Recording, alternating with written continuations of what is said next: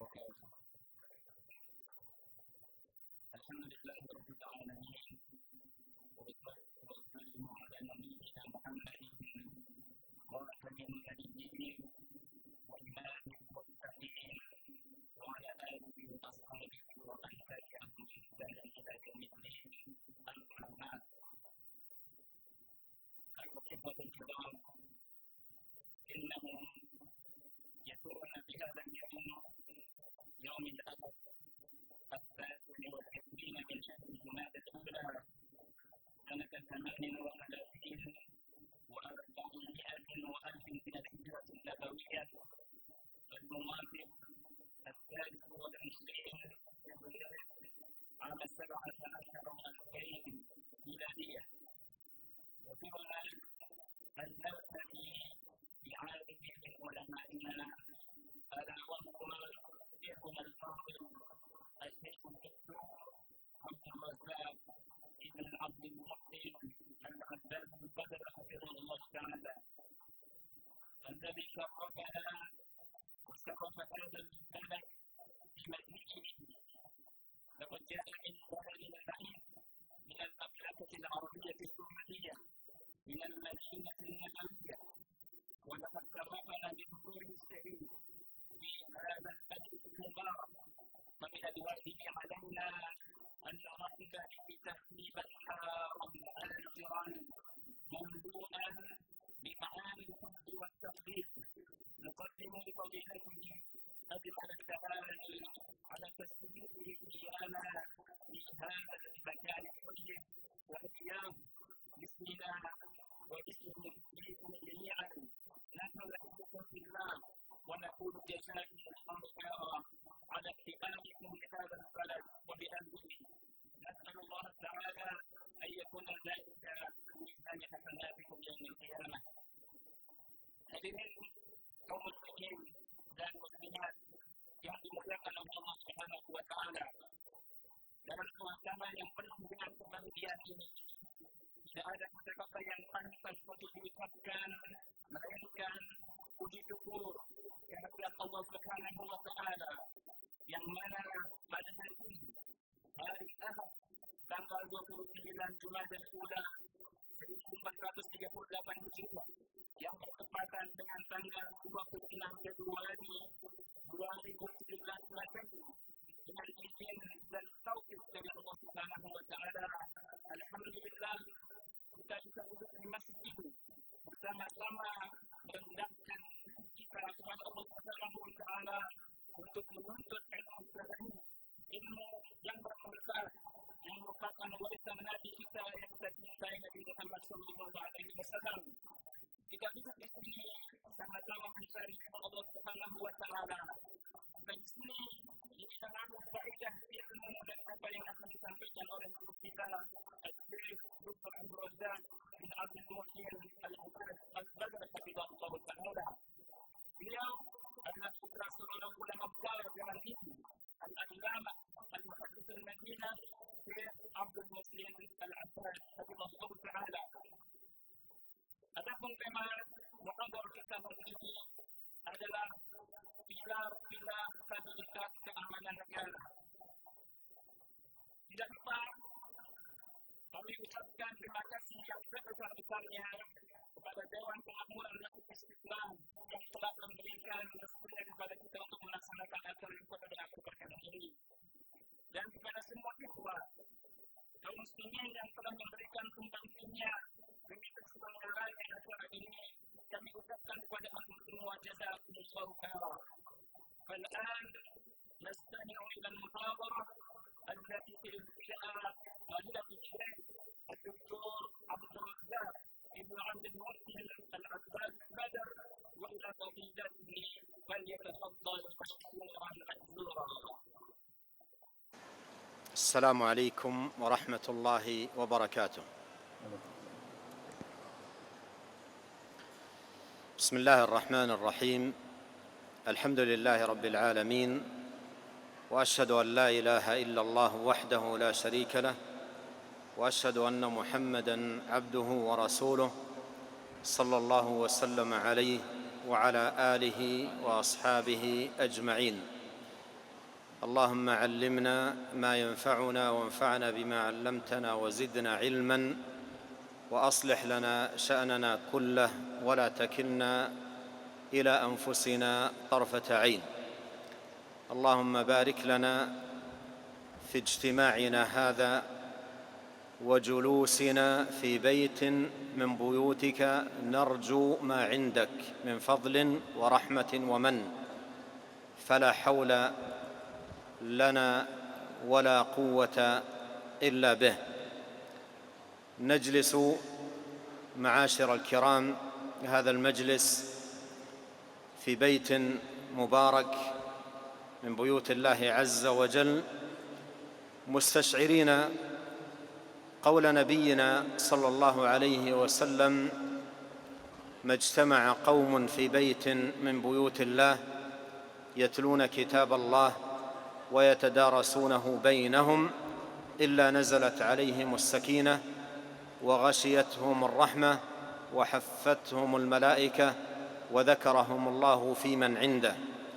فنسأل الله عز وجل أن يجعل لنا من ذلك النصيب الأوفر والحظ الأعظم بمنه وكرمه، وأن يبارك في جمعنا هذا، وأن يجزي كل من كان سببا في التهيئة لهذا اللقاء والترتيب له خير الجزاء على حسن صنيعهم وجميل إحسانهم.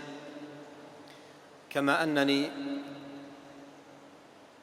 أشكر القائمين على هذا المسجد المبارك، وعلى رأسهم سعادة الأستاذ مزمل بسيوني حفظه الله، وجميع القائمين على هذا المسجد على ما أكرمونا به من حفاوة وحرص ورغبة، فجزاهم الله خير الجزاء وأحسن إليهم. وأسأل الله عز وجل أن يجزي جميع الحضور خير الجزاء، وإني لأعلم أن عدداً كبيراً منهم أتى من مناطق بعيدة، تكلفوا عناء السفر وتجشموا صعابه، فأسأل الله عز وجل أن يتقبل مسعاهم وأن يشكر سعيهم وأن يثيبهم على ذلك، وأن يغنمنا جميعاً في لقائنا هذا الخير والنفع والبركة بمنه وكرمه سبحانه وتعالى، إنه سميع الدعاء وهو أهل الرجاء وهو حسبنا ونعم الوكيل. Bismillahirrahmanirrahim. Segala puji kita panjatkan kepada Allah Subhanahu wa taala, dan kita bersaksi bahwasanya tidak ada sesembahan yang berhak disembah dan diibadahi kecuali Allah Subhanahu wa taala. Dan kita bersaksi bahwasanya Muhammad adalah hambanya dan utusannya. Salawat dan salam semoga tercurahkan kepada beliau dan juga kepada para sahabat beliau seluruhnya. Ya Allah, ajarkanlah kepada kami ilmu yang bermanfaat, dan jadikanlah ilmu kami bermanfaat bagi kami, dan tambahkanlah ilmu bagi kami. Ya Allah, perbaikilah dan luruskanlah segala urusan kami, dan jangan kau biarkan urusan kami diserahkan pada diri kami sendiri meskipun hanya sekejap mata. Ya Allah, berkahilah kami dalam pertemuan kami di tempat ini, salah satu dari rumah-rumah Engkau ya Allah, agar kami bisa meraih karunia-Mu, bisa meraih rahmat-Mu, dan sungguhnya tiada daya dan upaya kecuali dari-Mu. Para hadirin yang dirahmati oleh Allah Subhanahu wa taala, sungguhnya pada kesempatan kali ini kita sedang duduk, sedang bersama-sama berkumpul di tempat yang penuh keberkahan, salah satu dari rumah-rumah Allah Subhanahu wa taala. Hendaknya kita menghadirkan dalam diri kita sabda Nabi sallallahu alaihi wasallam, "Majtama'a qaumun fi baitin buyutillah yatluna kitaballah wa yatadarasunahu bainahum illa nazalat alaihimus sakinah wa ghasyiyat bihimur rahmah wa haffathumul malaikah wa dzakarahumullahu fi man indah. Tidaklah suatu kaum berkumpul di salah satu dari rumah-rumah Allah, kemudian membaca Al-Quran dan mempelajari isinya, kecuali Allah Subhanahu wa taala akan turunkan bagi mereka ketenangan, dan mereka akan diliputi dengan rahmat, dan mereka juga akan diliputi oleh para malaikat, dan Allah Subhanahu wa taala akan menyebut-nyebut mereka di sisi para malaikatnya. Oleh karenanya kita mohon kepada Allah Subhanahu wa taala agar kita mendapatkan janji-janji Nabi sallallahu alaihi wasallam tersebut dengan bagian yang terbesar, dengan karunia Allah Subhanahu wa taala dan nikmatnya. Dan semoga Allah Subhanahu wa taala memberkahi perkumpulan kita di masjid ini dan memberi balasan yang sebesar-besarnya kepada setiap dan seluruh orang yang telah ikut berpartisipasi sehingga terjadinya pertemuan kita pada pagi hari ini. Kemudian juga Syekh mengatakan beliau berterima kasih khususnya kepada para pengurus Masjid Al-Istiqlal yang dikepalai oleh Al-Ustadz Muzammil Basyuni atas kebaikan mereka yang telah memberikan tempat bagi kita dengan penuh semangat sehingga kita bisa berkumpul pada hari ini.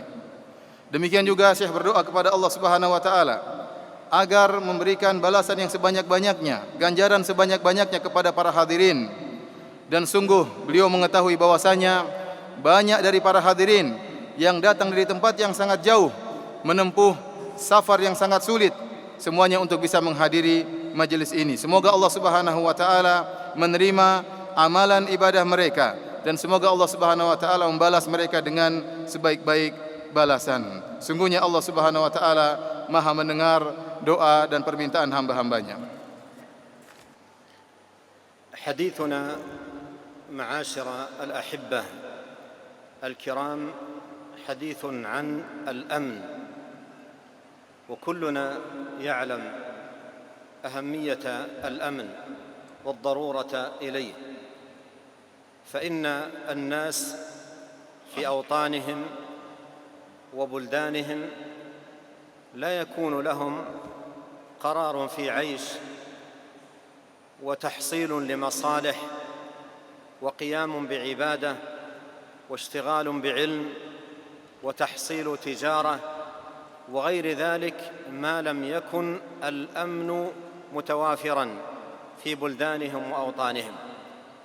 وهذا يؤكد أن أمن الأوطان مسؤولية الجميع أفراد وجماعات، لعظم ضرورة المجتمعات في مصالحها وشؤونها وأعمالها وأمورها الدينية والدنيوية، فإنه لا يستقيم شيء من ذلك إلا بالأمن. وإذا تحقق الأمن تيسرت المصالح والمنافع الدينية والدنيوية على حد سواء، وإذا اختل الأمن اختلت هذه الأمور تبعاً لذلك. ولهذا فإن الأمن مسؤولية الجميع، كما أنه مطلب الجميع، كل يرجوه لنفسه وأهله وقرابته وبلده، فهو في الوقت نفسه مسؤولية الجميع. فإنه يجب على المسلمين أفراداً وجماعات على اختلاف بلدانهم وتغاير ألسنتهم أن يكونوا يداً واحدة في تحقيق أمن الديار وسلامتها من القلاقل والفتن والمحن التي لا تجر لديارهم خيراً، بل لا تجلب لها إلا الشر والمضرة الدينية والدنيوية. Para hadirin yang dirahmati oleh Allah Subhanahu wa taala, topik yang akan kita bahas pada pertemuan kita kali ini adalah tentang stabilitas keamanan.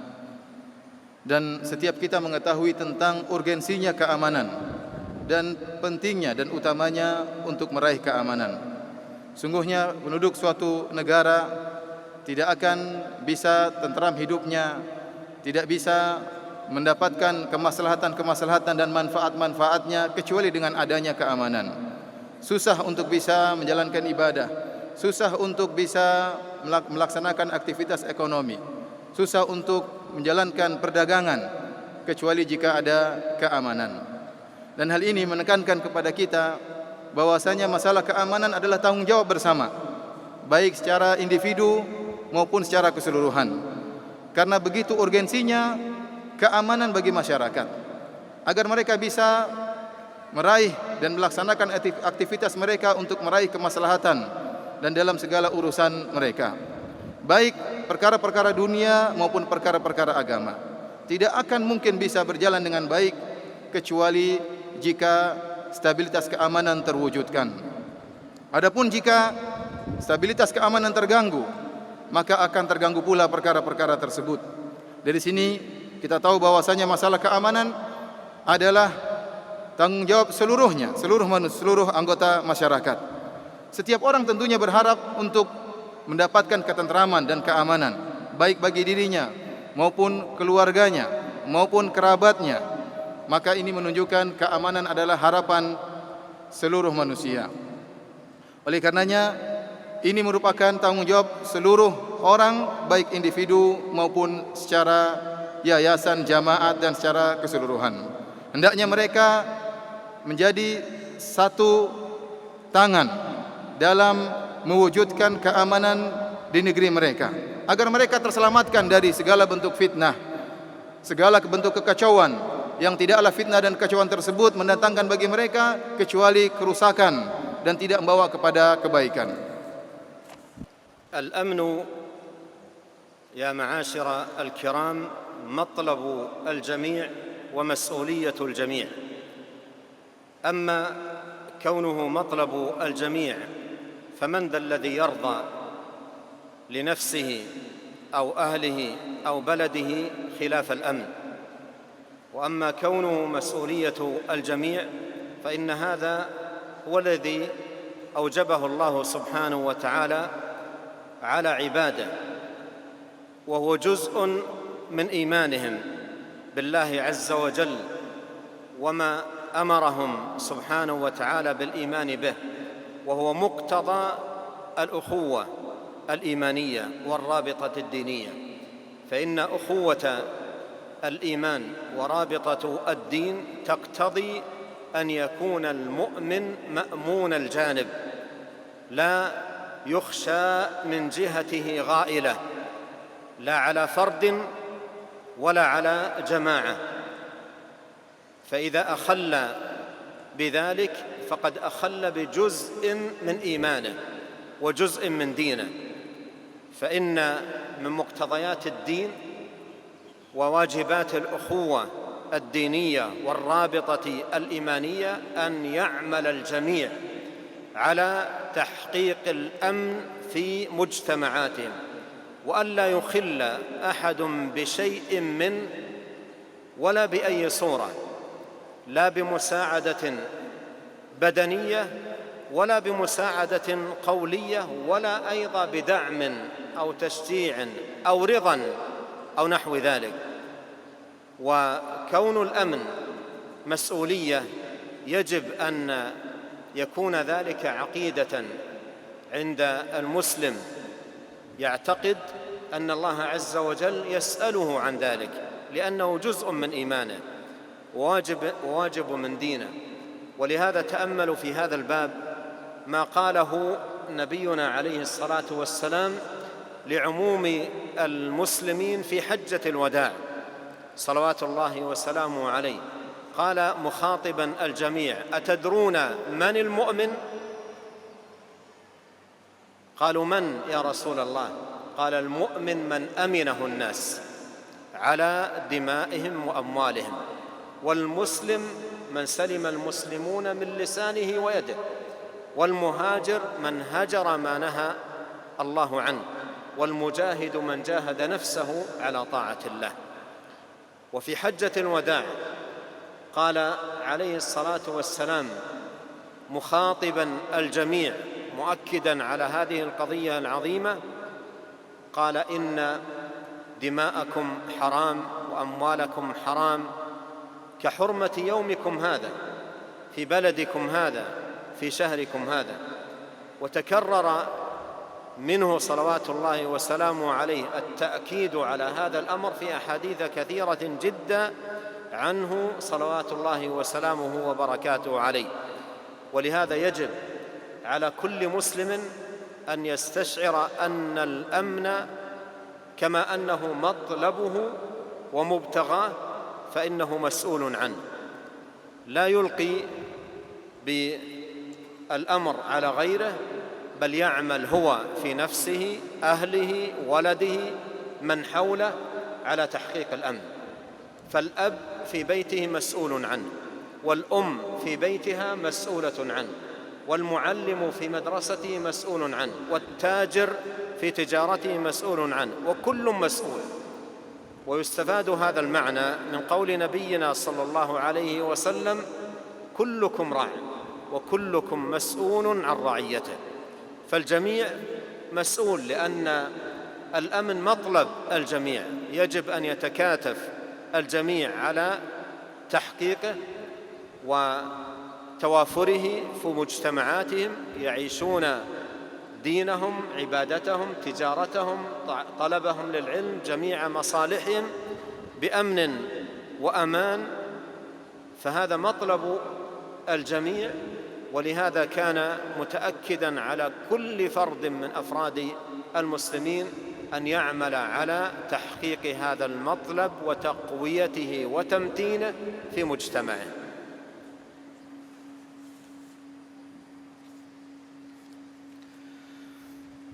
Para hadirin yang dirahmati oleh Allah Subhanahu wa taala, keamanan sebagaimana telah kita jelaskan merupakan harapan setiap orang. Siapa yang tidak ingin dirinya hidup tentram dan tenang? Dan dia juga selain harapan setiap orang juga merupakan tanggung jawab yang diwajibkan oleh Allah Subhanahu wa taala dan akan ditanya oleh Allah Subhanahu wa taala kepada hamba-hambanya. Bahkan mewujudkan keamanan merupakan salah satu dari bagian dari keimanan. Jadi ada kaitan antara keamanan dengan keimanan. Oleh karenanya keamanan merupakan salah satu dari bentuk konsekuensi dari al-ukhuwah al-islamiyah, dari persaudaraan, dari ikatan agama.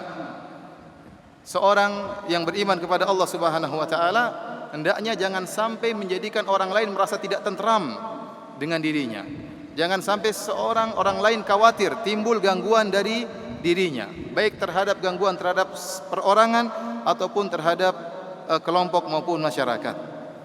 Jika dia ternyata menghilangkan sebagian dari keamanan, maka dia telah menghilangkan sebagian dari keimanannya. Ada kerusakan dalam imannya, karena mewujudkan keamanan merupakan konsekuensi dari keimanan. Seluruh harus merasa tentram, jangan sampai terganggu dari yang lainnya. Oleh karenanya, masalah keamanan adalah tanggung jawab yang harus kita rasakan bersama, dan dia merupakan bagian dari keimanan. Dan ini telah diingatkan oleh Nabi SAW dalam Haji Wada. Beliau mengingatkan kepada kaum muslimin seluruhnya. Beliau menjelaskan, al-muslim man salimal muslimuna min yadihi wa lisanihi. Seorang muslim adalah yang benar-benar muslim adalah orang yang di mana orang lain selamat dari gangguan lisannya dan dari gangguan tangannya. Demikian juga dalam Haji Wada, Rasulullah SAW menyampaikan kepada para sahabat seluruhnya dengan berkata, inna dima'akum haram wa a'radakum haram wa amwalakum haram kahurmati yaumikum hadha fi baladikum hadha fi syahrikum hadha. Kata Nabi SAW, ketahuilah para sahabatku, sesungguhnya darah-darah kalian adalah haram, tidak boleh ditumpahkan. Kemudian harta-harta kalian haram, tidak boleh diambil, tidak boleh dirampas. Kemudian harta dan harga diri kalian juga haram, tidak boleh diganggu. Sebagaimana kehormatan negerimu ini di bulan ini dan di hari ini. Ini semua adalah untuk mewujudkan adanya keimanan. Oleh karenanya wajib bagi setiap muslim untuk menghadirkan dalam dirinya bahwasanya keamanan adalah bagian dari keimanan dan dia akan dimintai pertanggungjawaban oleh Allah Subhanahu wa taala. Karena terlalu banyak hadis-hadis Nabi sallallahu alaihi wasallam menjelaskan keterkaitan antara keamanan dengan keimanan. Dia sendiri harus berasa bertanggung jawab. Jangan dia serahkan tanggung jawab tentang keamanan kepada orang lain. Dia harus menjalankan dari dirinya sendiri. Karena keamanan merupakan tanggung jawab bersama. Setiap orang harus merasakan hal ini. Apapun kedudukannya. Seorang guru harus menanamkan keamanan di kelas tempat pengajarannya. Seorang pedagang dia harus menumbuhkan keamanan dalam perdagangannya. Ya. Bahkan seorang ayah hendaknya menumbuhkan keamanan di rumahnya karena dia bertanggung jawab di rumahnya. Demikian juga seorang ibu bertanggung jawab di rumahnya. Karena keamanan adalah harapan kita semua. Maka kita harus bersatu padu bersama-sama untuk mewujudkan keamanan tersebut. Oleh karenanya ini menekankan kepada kita semua bahwasanya mewujudkan keamanan adalah tanggung jawab bersama, bahkan tanggung jawab secara person masing-masing pribadi kita. وينبغي معاشر الكرام مع تجدد الليالي والأيام وتجدد الشهور أن نستشعر مع كل تجدد ليلة ويوم وشهر حاجتنا للأمن وضرورتنا إليه، فزعين إلى الله عز وجل ملتجئين إليه وحده أن يحقق لنا الأمن في أنفسنا وأهلينا وديارنا، فإن الأمر بيده جل في علاه. وصية من محب لإخوانه أن يحافظوا على دعوة كان يدعو بها نبينا صلى الله عليه وسلم كل يوم إذا أصبح وإذا أمسى، ودعوة يدعو بها مع دخول كل شهر عند رؤية هلاله، وهي تتعلق بقضيتنا هذه، قضية الأمن والمحافظة عليه والرعاية له. فعن عبد الله بن عمر رضي الله عنهما قال: كان رسول الله صلى الله عليه وسلم إذا أصبح وإذا أمسى قال: اللهم إني أسألك العافية في الدنيا والآخرة، اللهم إني أسألك العفو والعافية في ديني ودنياي وأهلي ومالي، اللهم آمن روعاتي واستر عوراتي، اللهم احفظني من بين يدي ومن خلفي وعن يميني وعن شمالي ومن فوقي، وأعوذ بعظمتك أن أغتال من تحتي. سبحان الله، دعوة عظيمة جدا في باب الأمن، وأنت تحتاج إليها حاجة ماسة متكررة كل يوم، تأسيا بنبيك الكريم عليه الصلاة والسلام واقتداء بهديه صلوات الله وسلامه عليه.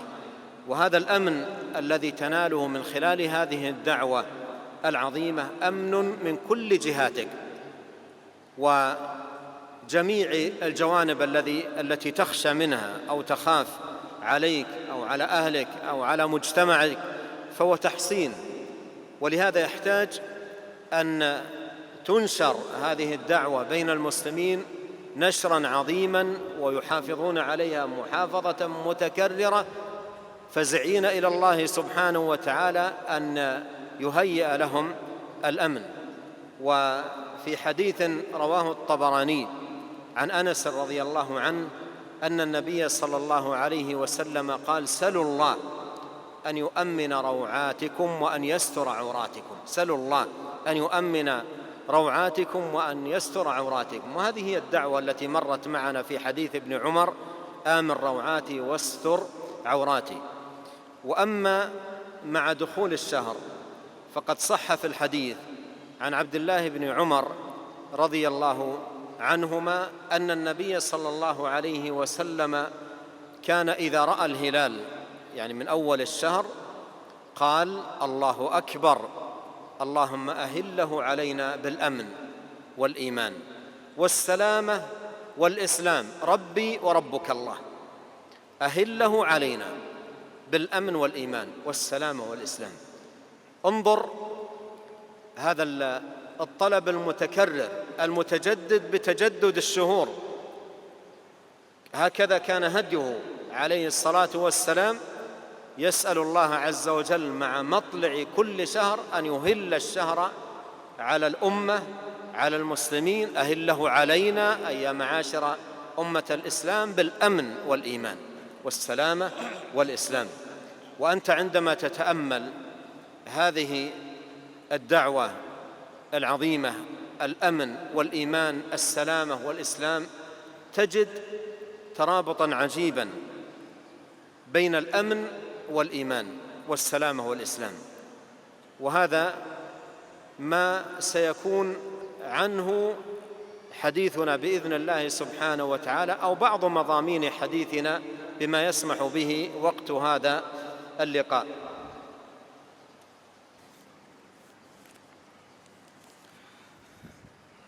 Para hadirin dan hadirat yang dirahmati oleh Allah Subhanahu wa taala, kita hendaknya memohon keamanan kepada Allah Subhanahu wa taala dan mengingat tentang pentingnya keamanan dengan berubahnya hari dan juga bahkan dengan berubahnya bulan. Setiap hari yang baru kita ingin dapatkan keamanan.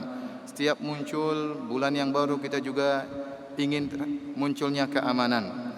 Karena ini dan hal ini menunjukkan akan kebutuhan kita yang sangat besar terhadap adanya keamanan. Oleh karenanya kita hendaknya benar-benar berdoa kepada Allah Subhanahu wa taala agar Allah Subhanahu wa taala menganugerahkan kepada kita stabilitas keamanan, agar kita sendiri tentram, demikian juga keluarga kita, masyarakat kita dan juga negeri kita. Oleh karenanya beliau menyampaikan atau mewasiatkan sebagai bentuk rasa cinta beliau kepada kita semua dengan sebuah doa yang diajarkan oleh Nabi sallallahu alaihi wasallam, yang dibaca oleh Nabi sallallahu alaihi wasallam setiap hari untuk minta keamanan, tatkala di pagi hari dan tatkala di sore hari. Dan doa ini berkaitan dengan pembahasan kita agar kita bisa mewujudkan adanya keamanan. Dari Abdullah bin Umar radhiyallahu ta'ala anhuma, beliau berkata, "Kana Rasulullah sallallahu alaihi wasallam idza asbaha wa idza amsa qala." Adalah Rasulullah sallallahu alaihi wasallam kalau berada di pagi hari dan juga di sore hari, maka beliau berdoa, "Allahumma inni as'alukal afiyata fid dunya wal akhirah." Ya Allah, aku mohon kepada Engkau keselamatan di dunia dan akhirat. Allahumma inni as'alukal afwa wal afiyata fi dini wa dunyaya wa mali ahli. Ya Allah, aku mohon kepada Engkau ampunan dan juga keselamatan dalam urusan agamaku dan juga dalam urusan duniaku, dalam hartaku dan juga dalam keluargaku. Allahumma astur aurati wa amin rawati.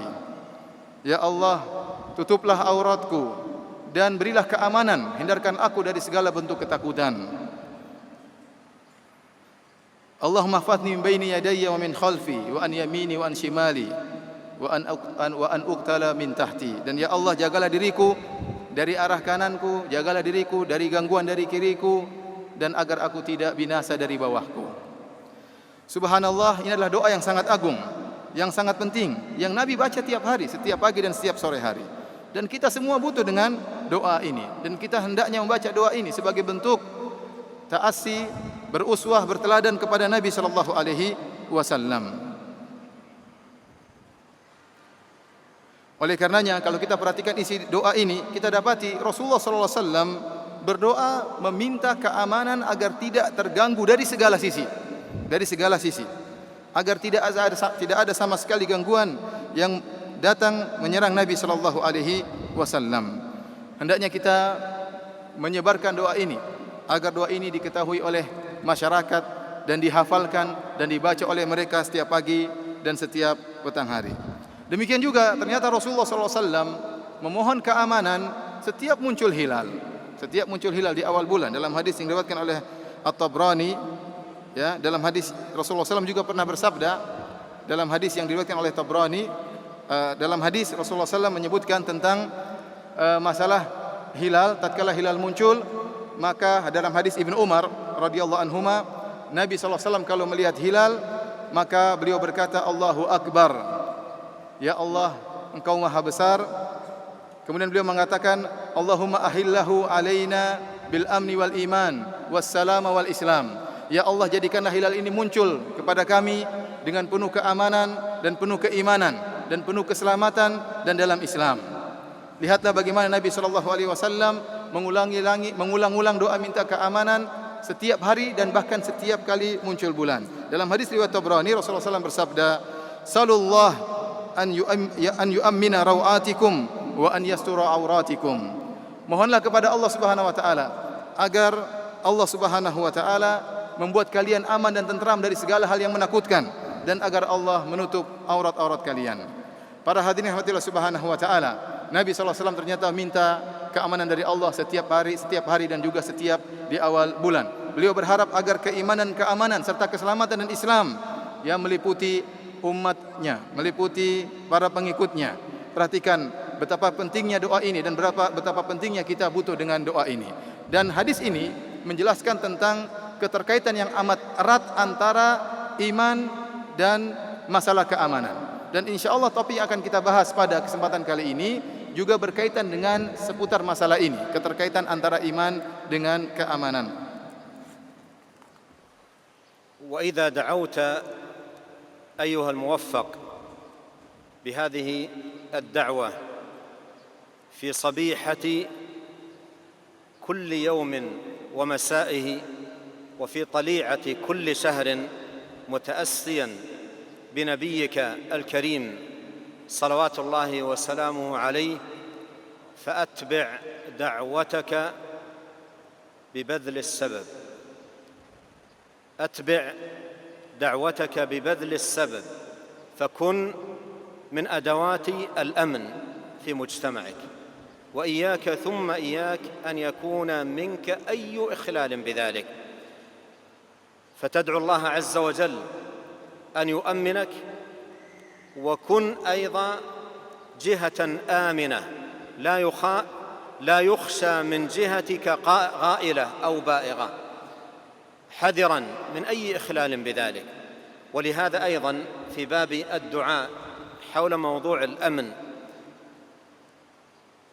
كان نبينا عليه الصلاة والسلام في كل مرة يخرج فيها من بيته يقول: اللهم إني أعوذ بك أن أضل أو أضل أو أزل أو أزل أو أظلم أو أظلم أو أجهل أو يجهل علي. وهذا كله أيضا مراعاة لتحقيق الأمن. تحقيق الأمن من جهتك أنت في كل مرة تخرج فيها من بيتك، وأيضا من جهة ألا يصيبك شيء يخل به من الآخرين، فتخرج وأنت مستشعر أن هذا مطلب لك في المجتمع، في لقاءاتك بالناس، في صلتك بالآخرين، مطلب جسيم أن يكون الأمن متحقق من جهتك للناس ومن جهة الناس أيضا إليك، داعيا الله سبحانه وتعالى أن يحقق ذلك. كان بعض السلف إذا خرج من بيته قال: اللهم سلمني وسلم مني. لكن دعوة النبي عليه الصلاة والسلام أجمع وأكمل وأتم.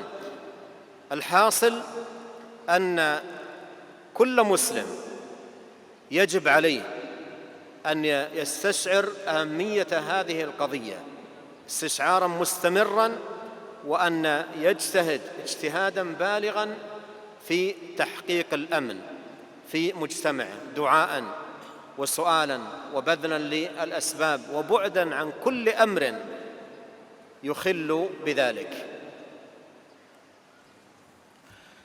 Kemudian beliau menjelaskan, jika engkau berdoa dengan doa ini di pagi harimu, di setiap hari atau di sore harimu, atau doa meminta keamanan tatkala muncul hilal dalam rangka beruswah, berteladan kepada Nabi SAW yang mulia, setelah engkau berdoa, maka sertakanlah pula dengan melakukan sebab, berusaha, bukan hanya sekedar berdoa minta keamanan, tapi berusaha untuk mewujudkan keamanan tersebut. Berusaha agar kita merupakan salah satu bagian atau alat yang bisa memunculkan keamanan di dalam negeri. Ya. Dan hati-hati, jangan sampai kita malah sebaliknya, merupakan sebab timbulnya rusaknya stabilitas keamanan. Oleh karenanya berdoalah kepada Allah Subhanahu wa taala, minta keamanan dari Allah Subhanahu wa taala, dan jangan sampai ada seorang pun tidak tenteram dengan keberadaanmu. Jangan sampai ada seorang khawatir dengan gangguanmu. Siapapun dia, jangan sampai merasa terganggu dengan dirimu. Dan Nabi SAW bahkan mengajarkan kita untuk menghadirkan dalam diri kita tentang pentingnya keamanan. Setiap kita keluar dari rumah kita, bahwasanya keamanan sangat penting agar kita merasa aman dan agar kita tidak diganggu oleh orang lain. Rasulullah SAW kalau berdoa, tatkala keluar rumah beliau berdoa, Allahumma inni a'udzubika an adhil au udhal, au azil au uzal, au azlim au uzlam, au ajhal au yujhalu alayya. Kata beliau, ya Allah, aku berlindung kepadamu dari jangan sampai aku tersesat atau aku disesatkan, dan jangan sampai aku tergelincir atau aku digelincirkan, dan jangan sampai aku berbuat zalim atau aku dizalimi, dan jangan sampai aku berbuat kebodohan atau aku dibodohi oleh orang lain. Perhatikan doa ini ya. Doa ini adalah memohon keamanan, agar keamanan muncul dalam diri kita sehingga kita tidak mengganggu orang lain, tidak menzalimi orang lain, dan agar juga kita tidak diganggu oleh orang lain. Maka engkau keluar dari rumahmu dengan mengucapkan doa ini, dengan menghadirkan dalam dirimu bahwasanya keamanan adalah perkara yang diharapkan oleh setiap orang, dan bahwasanya dirimu harus mewujudkan keamanan dalam diri maupun keamanan dalam masyarakat. Dan ini merupakan bentuk ketaatan kepada Allah Subhanahu wa taala. Oleh karenanya sebagian salaf tatkala keluar dari rumah dia berdoa kepada Allah, Allahumma sallimni wa sallim minni.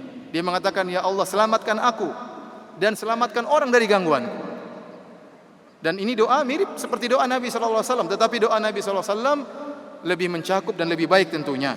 Maka wajib bagi setiap muslim untuk menghadirkan dalam dirinya tentang pentingnya keamanan dan berusaha dengan sungguh-sungguh agar bisa mewujudkan keamanan, bersungguh-sungguh dengan berdoa dan juga dengan berusaha. Al-amnu minnatun ilahiyyah wa hibatun rabbaniyyah wa fadlun yatafaddalu Allah subhanahu wa ta'ala bihi ala man syaa'. وقد دلت الدلائل الكثيرة على ذلك في كتاب الله عز وجل. فالأمن منة الله وفضله سبحانه وتعالى على من شاء من عباده.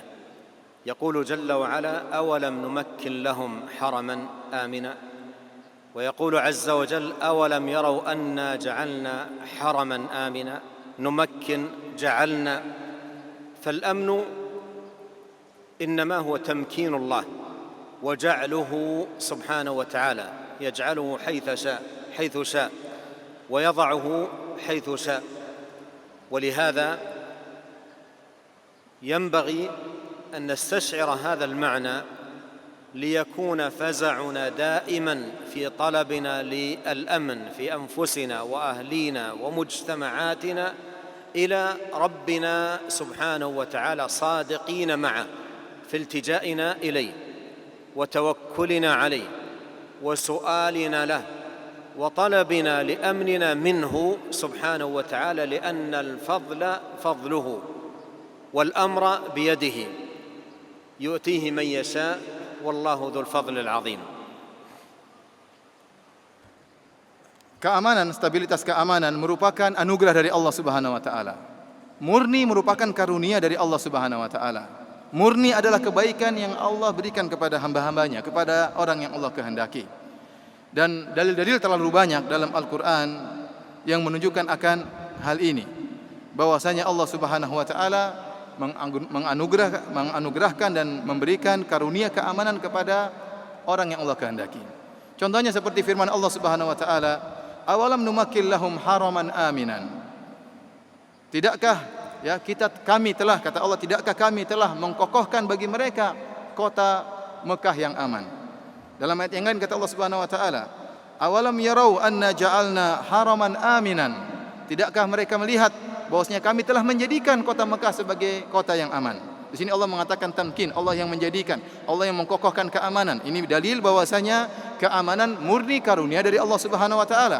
Allah berikan kepada yang Allah kehendaki kapan Allah kehendaki.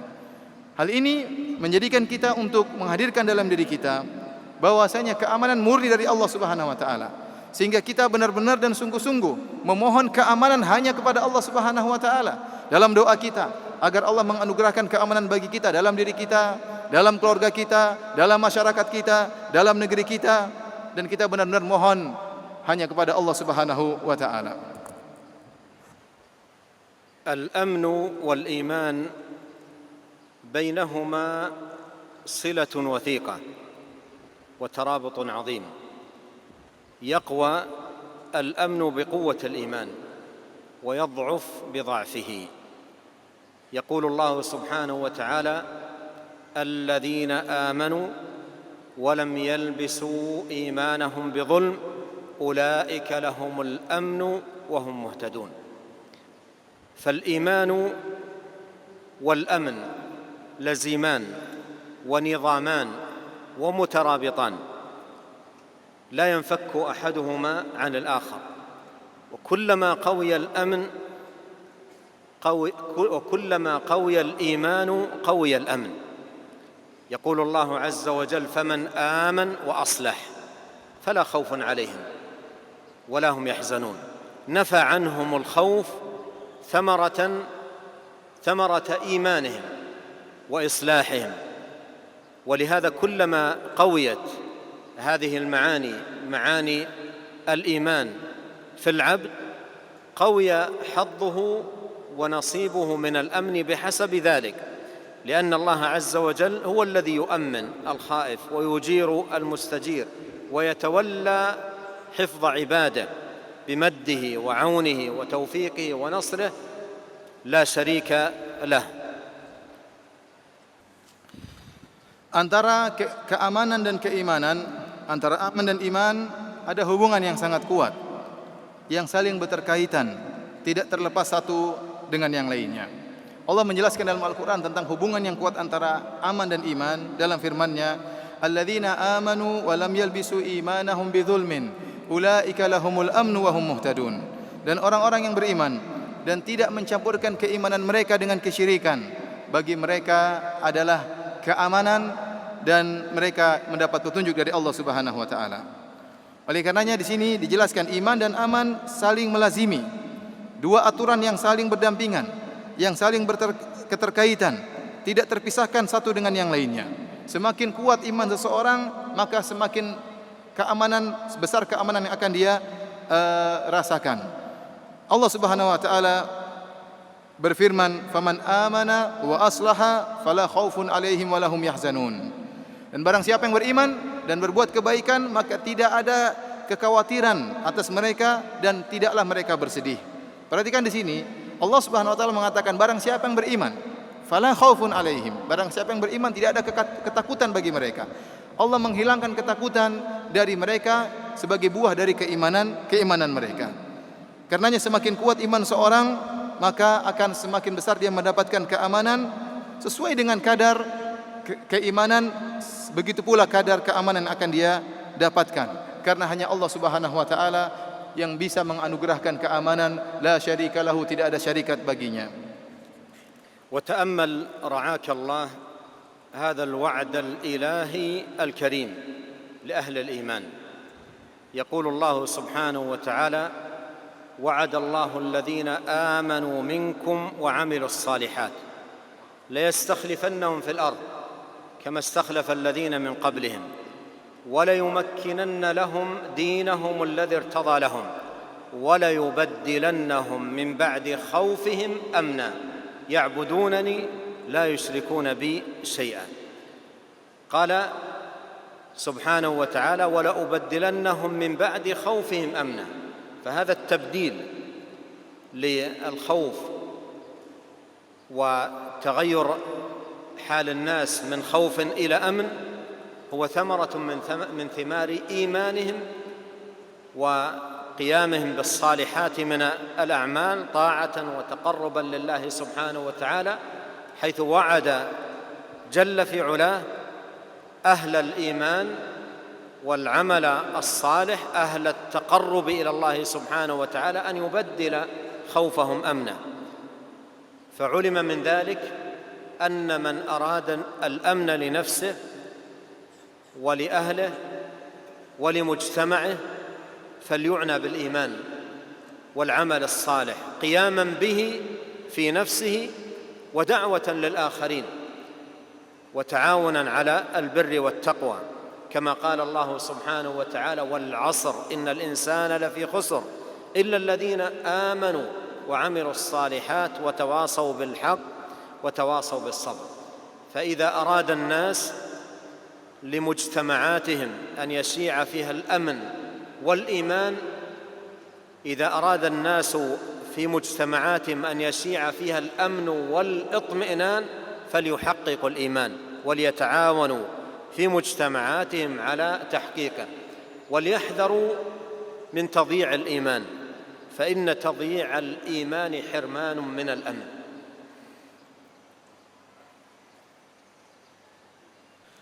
Perhatikanlah tentang janji Allah Subhanahu wa taala kepada ahlul iman, orang-orang yang beriman dan beramal saleh. Allah sebutkan janjinya tersebut dalam firman-Nya, wa adallahu alladhina amanu minkum wa amilus salihat la yastakhlifannahum fil ardi kama istakhlafa alladhina min qablihim wa la yumakkinanna lahum dinahum alladhi irtada lahum wa la yubaddilannahum min ba'di khawfihim amna ya'budunani la yusyrikuna bi syai'a. Kata Allah Subhanahu wa taala, Allah telah menjanjikan bagi orang-orang yang beriman di antara kalian dan beramal saleh bahwasanya Allah akan memberikan mereka kekuasaan sebagaimana Allah telah berikan kepada orang-orang sebelum mereka. Dan Allah Subhanahu wa taala akan meneguhkan bagi mereka agama yang Allah ridha bagi mereka. Dan Allah Subhanahu wa taala akan menghilangkan ketakutan yang mereka rasakan menjadi ketentraman dan keamanan. Ya'budunani wa la yusyrikuna bi syai'a. Mereka beribadah kepadaku dan tidak berbuat syirik sama sekali kepadaku. Perhatikan di sini Allah mengatakan wala yubaddilannahum min ba'di khaufihim amna. Sungguh Allah akan merubah ketakutan, kekhawatiran yang ada pada diri mereka dirubah menjadi keamanan. Dan perubahan ini dari rasa ketakutan kepada keamanan dan ketentraman merupakan buah dari keimanan. Buah dari keimanan dan buah dari menjalankan ketaatan kepada Allah Subhanahu wa taala. Karena Allah Subhanahu wa taala hanya memberikan janji ini kepada siapa? Kepada orang-orang yang beriman dan beramal saleh. Maka dari sini kita ketahui bahwasanya barang siapa yang ingin mendapatkan keamanan, ketentraman bagi dirinya dan juga bagi keluarganya dan juga bagi masyarakatnya, maka hendaknya dia sendiri beriman dan hendaknya dia beramal saleh dan hendaknya mereka saling tolong menolong dalam hal ini, saling bersatu padu, saling mewasiatkan hal ini. Allah Subhanahu wa taala berfirman, wal 'asr innal insana lafi khusr illa alladziina aamanu wa 'amilus shalihat wa tawassaw bil haqq wa tawassaw bis sabr. Demi masa sungguhnya manusia seluruhnya dalam kerugian kecuali orang-orang yang beriman dan beramal saleh dan saling menasihati dalam al-haq dan saling mewasiatkan dalam kesabaran. Maka jika sekelompok masyarakat ingin terwujudkan keamanan dalam masyarakat mereka, agar muncul keamanan, muncul stabilitas, muncul ketentraman, maka hendaknya mereka mewujudkan keimanan dalam kehidupan mereka. Hendaknya mereka beramal saleh dan hendaknya mereka saling bekerja sama dalam hal ini. Ya, dan jangan sampai dan hati-hati jangan sampai mereka menghilangkan keamanan yang telah Allah berikan kepada mereka dengan meninggalkan keimanan dan amal saleh. Wa idza kana hadha wa'du Allah subhanahu wa ta'ala li ahli al-iman wal 'amal as-salih فلنتأمل أيضا في الباب نفسه وعيد الله سبحانه وتعالى لمن أخل بالإيمان من خلال هذا المثل العظيم الذي ضربه الله سبحانه وتعالى في القرآن في أواخر سورة النحل، حيث قال تبارك وتعالى: وضرب الله مثلا قرية كانت آمنة مطمئنة يأتيها رزقها رغدا من كل مكان فكفرت بأنعم الله فأذاقها الله لباس الخوف والجوع بما كانوا يصنعون. فهذا فيه وعيد وتخويف وتحذير للعباد من أن يتعاطوا أمرا يوجب ضياع أمنهم وخسرانهم في دنياهم وأخراهم. ولهذا فإن مسؤولية الناس في هذا الباب رعاية الأمن وحفظه مسؤولية عظيمة بمجاهدة النفس على تحقيق الإيمان الذي يثمر الأمن، وأيضاً التعاون على البر والتقوى والدعوة إلى الله ونصح العباد وحثهم على الخير والبر والإحسان، لأن هذا من أعظم موجبات الأمن في أوطانهم وديارهم. Kalau tadi telah kita sebutkan tentang janji Allah kepada orang-orang yang beriman dan beramal saleh, Allah berikan kepada mereka keamanan dan stabilitas dan ketentraman. Sebaliknya, hendaknya kita renungkan juga tentang ancaman Allah terhadap orang-orang yang mereka meninggalkan keimanan dan amal saleh, di mana Allah Subhanahu wa taala akan menghilangkan keamanan dari mereka, ketentraman dari mereka. Allah membuat sebuah perumpamaan dalam Al-Qur'an di akhir dari surat An-Nahl. Allah Subhanahu wa taala berfirman, وَضَرَبَ اللَّهُ مَثَلًا قَرْيَةً كَانَتْ آمِنَةً مُطْمَئِنَّةً يَأْتِيهَا رِزْقُهَا رَغَدًا مِنْ كُلِّ مَكَانٍ فَكَفَرَتْ بِأَنْعُمِ اللَّهِ فَأَذَاقَهَا اللَّهُ لِبَاسَ الْجُوعِ وَالْخَوْفِ. Kata Allah Subhanahu wa taala, dan Allah telah memberikan perumpamaan bagi tentang suatu negeri, yang negeri tersebut tadinya tentram, aman dan tentram, kata Allah Subhanahu wa taala. Bahkan datang kepada negeri tersebut rezeki yang berlimpah ruah dari segala arah. Kemudian apa yang mereka lakukan? Fakafarat bi an'umillah. Maka mereka pun kufur kepada nikmat-nikmat Allah Subhanahu wa taala. Mereka meninggalkan keamanan, mereka meninggalkan amal saleh. Maka apa yang Allah berikan kepada mereka? Fa'adzaqaha Allah, maka Allah berikan kepada mereka pakaian ketakutan dan pakaian kelaparan akibat apa yang mereka lakukan. Allah ganti kenikmatan, ketentraman, keamanan yang mereka rasakan tatkala mereka tinggalkan keimanan, Allah ganti dengan ketakutan dan kelaparan. Oleh karenanya ayat ini memberikan peringatan kepada kita, kepada hamba-hamba Allah Subhanahu wa taala, jangan sampai melakukan suatu perbuatan yang bisa menyebabkan hilangnya keamanan dan stabilitas, dan juga mengakibatkan kerugian di dunia maupun di akhirat. Oleh karenanya keamanan merupakan tanggung jawab yang sangat besar bagi kita semua, dan hendaknya kita semua bersungguh-sungguh bermujahadah untuk bisa mewujudkan keamanan dengan beriman kepada Allah Subhanahu wa taala, untuk saling kerjasama, saling mengingatkan untuk beriman dan beramal saleh, karena keamanan merupakan buah dari keimanan. قد يبتلى الناس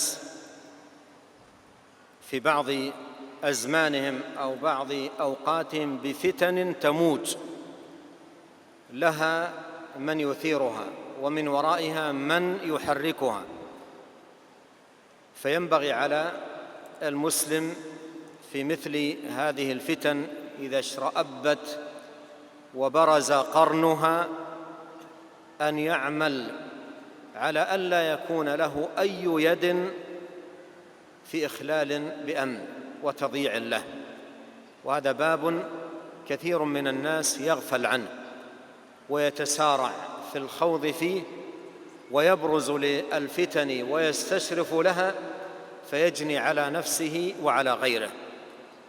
يقول علي بن أبي طالب رضي الله عنه كما صح عنه في كتاب الأدب المفرد للإمام البخاري رحمه الله تعالى، يقول: إن من ورائكم فتنا متماحلة ردحا، أي طويلة وثقيلة وصعبة، فلا تكونوا عجلا مذاييع بذرا.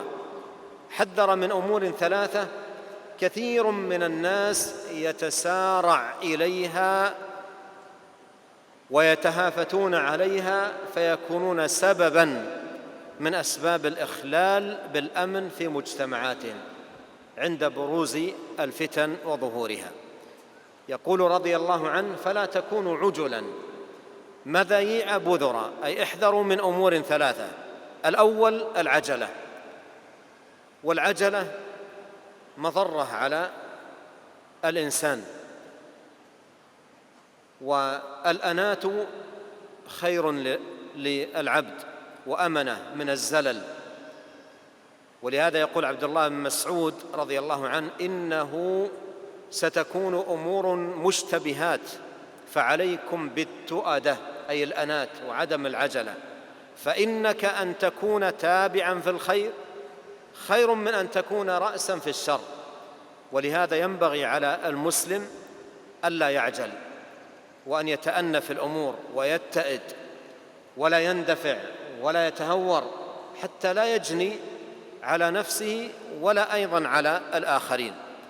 أما الأمر الثاني أن لا يكون مذياعا، أي ناقلا للأخبار هكذا كيف كانت، دون تحر ودون تدقيق ودون روية. وهذه مصيبة عظيمة، لأن من الناس من يكون نقلة للأخبار التي تخل بأمن مجتمعهم وتضر بالناس إضرارا عظيما، وتكون أخبارا لا أساس لها ولا حقيقة ولا وجود لها في الواقع، لكنها تزرع في الناس قلقا وخوفا وتفتح عليهم أبوابا مقلقة، فلا تكون مذيع. المذياع هو الذي ينقل الأخبار هكذا، ولا يتحرى ولا يدقق ولا يتأنى في معرفتها والتدقيق في صحتها، وهذا يكون من كان كذلك وباء على مجتمعه ومضرة على الناس. والأمر الثالث قال: ولا تكونوا بذرا، أي من يبذر الفتنة ويساعد على إيقادها وإشعالها وتأجيجها في المجتمعات. بعض الناس هكذا حاله والعياذ بالله، يبذر للفتن، يضع بذورا تشعل الفتن في المجتمعات وتؤججها بين الناس. قد لا يشارك عمليا لكنه يضع البذور للناس مما يوقد الفتنة ويشعلها في مجتمعاتهم. وإذا كان مثل هذا البذر للفتن يقع في الأزمنة الأولى بشكل ضيق، فإنه في زماننا هذا من خلال وسائل الاتصال الحديثة يقع في المجتمعات بسريان عجيب وانتشار مدهش ومذهل من خلال هذه الأجهزة والوسائل الحديثة. وبعض الناس في بذره للفتنة قد يبذرها وهو مطمئن أنه لا أحد من الناس يعلم به أنه من وراء هذه الفتنة أو تلك، ولكن نسي أو غفل أن رب العالمين مطلع عليه، وأن الله سبحانه وتعالى حسيبه على كل أعماله وعلى جميع ما قدم أو تسبب به من بذر للشر ونشر للفتنة وإيقاد للفتن بين المسلمين.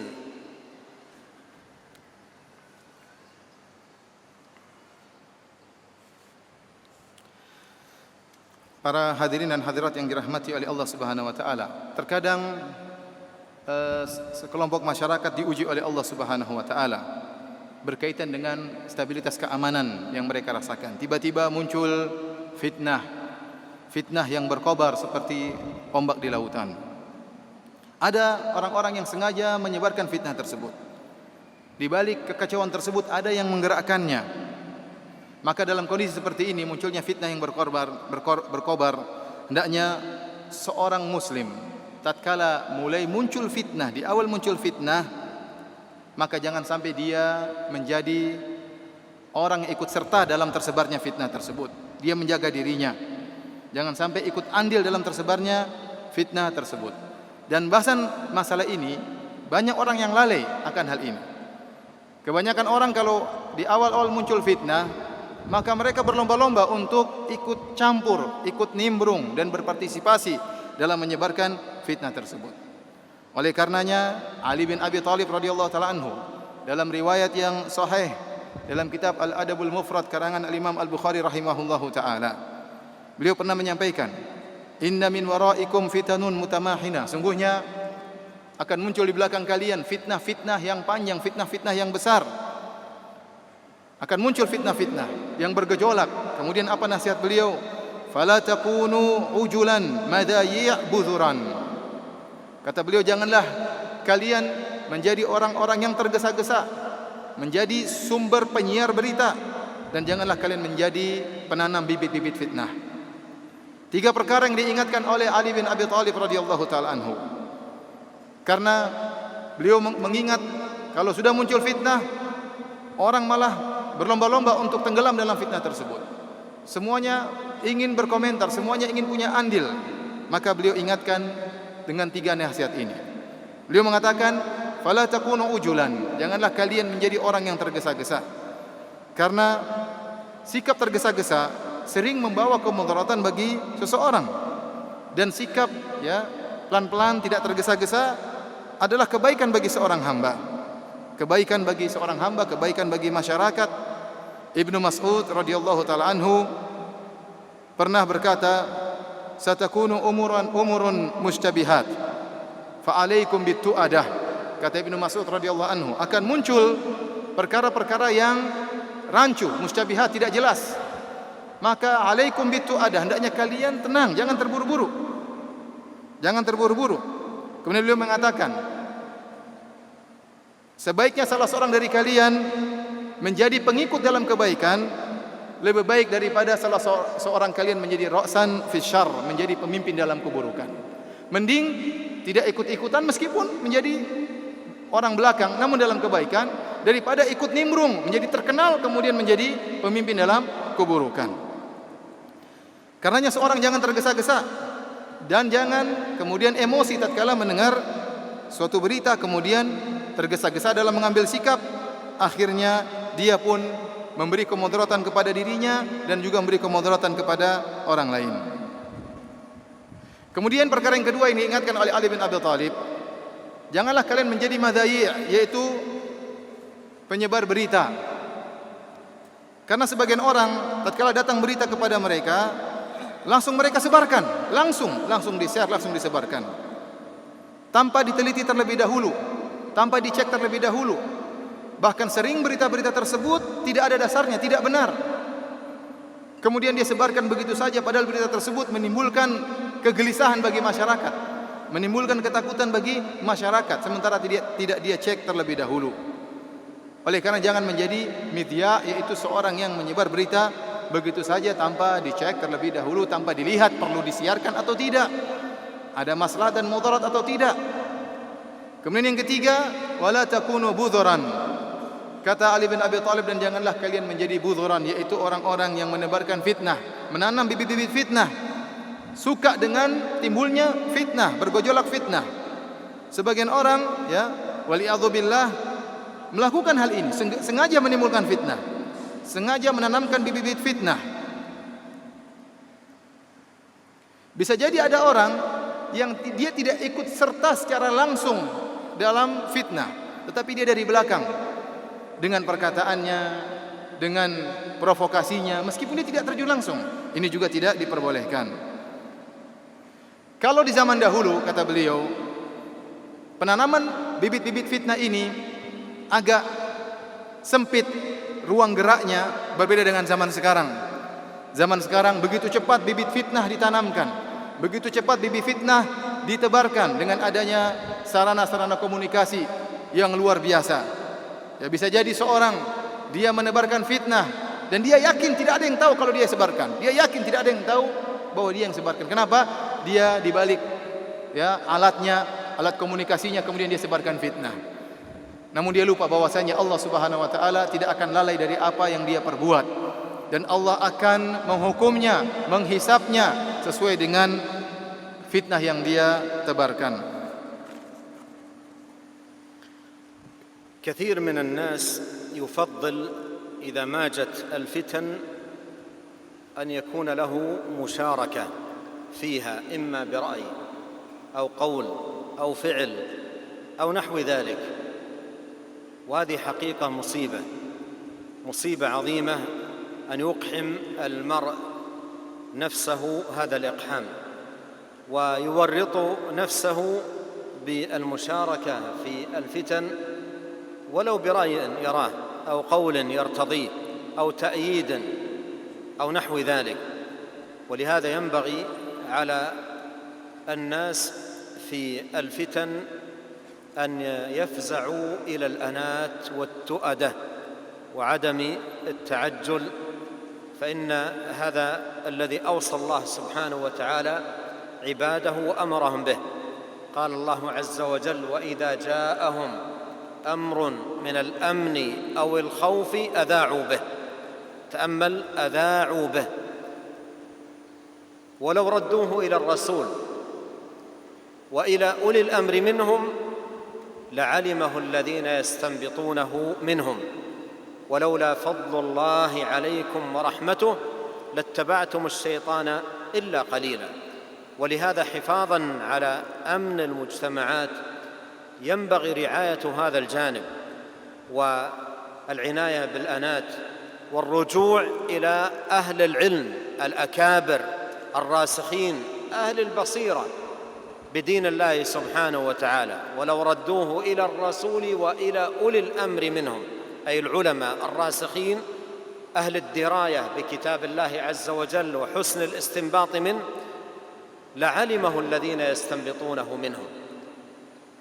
أما أن يقحم الإنسان نفسه برأي أو قول أو نحو ذلك وهو لا بصيرة له ولا علم، فهذه مصيبة عظيمة وجناية على نفسه وعلى مجتمعه.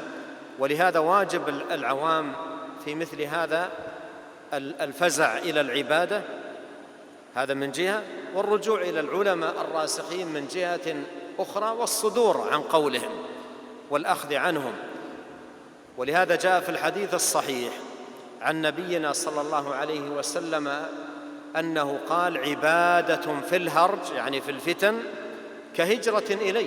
انظر فضل العبادة واللجوء إلى الله سبحانه وتعالى. وقد قال العلماء سبب كون العبادة في الهرج بهذه المنزلة كهجرة إلى الرسول عليه الصلاة والسلام لأن الغالب الأعم من الناس إذا هاجت الفتن التي تخل بأمن الناس يشاركون فيها بالرأي والفكر والقول وغير ذلك. قليل منهم من يلجأ إلى العبادة ويفزع إلى الله سبحانه وتعالى ويضرع بين يديه. ولهذا جاء في الصحيح عن نبينا عليه الصلاة والسلام أنه قال: لا إله إلا الله. كم فتح الله هذه الليلة من الخزائن. ثم قال: لا إله إلا الله. ماذا أنزل الله من الفتن؟ من يوقظ صواحب الحجرات يصلين، أي نساء، فرب كاسية في الدنيا عارية يوم القيامة. فرب كاسية في الدنيا عارية يوم القيامة.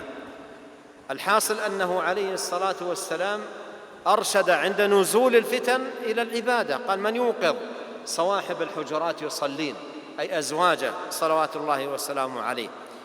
ولهذا ينبغي أن يعلم أن الصلاة مفزع. كان نبينا عليه الصلاة والسلام إذا حزبه أمر فزع إلى الصلاة.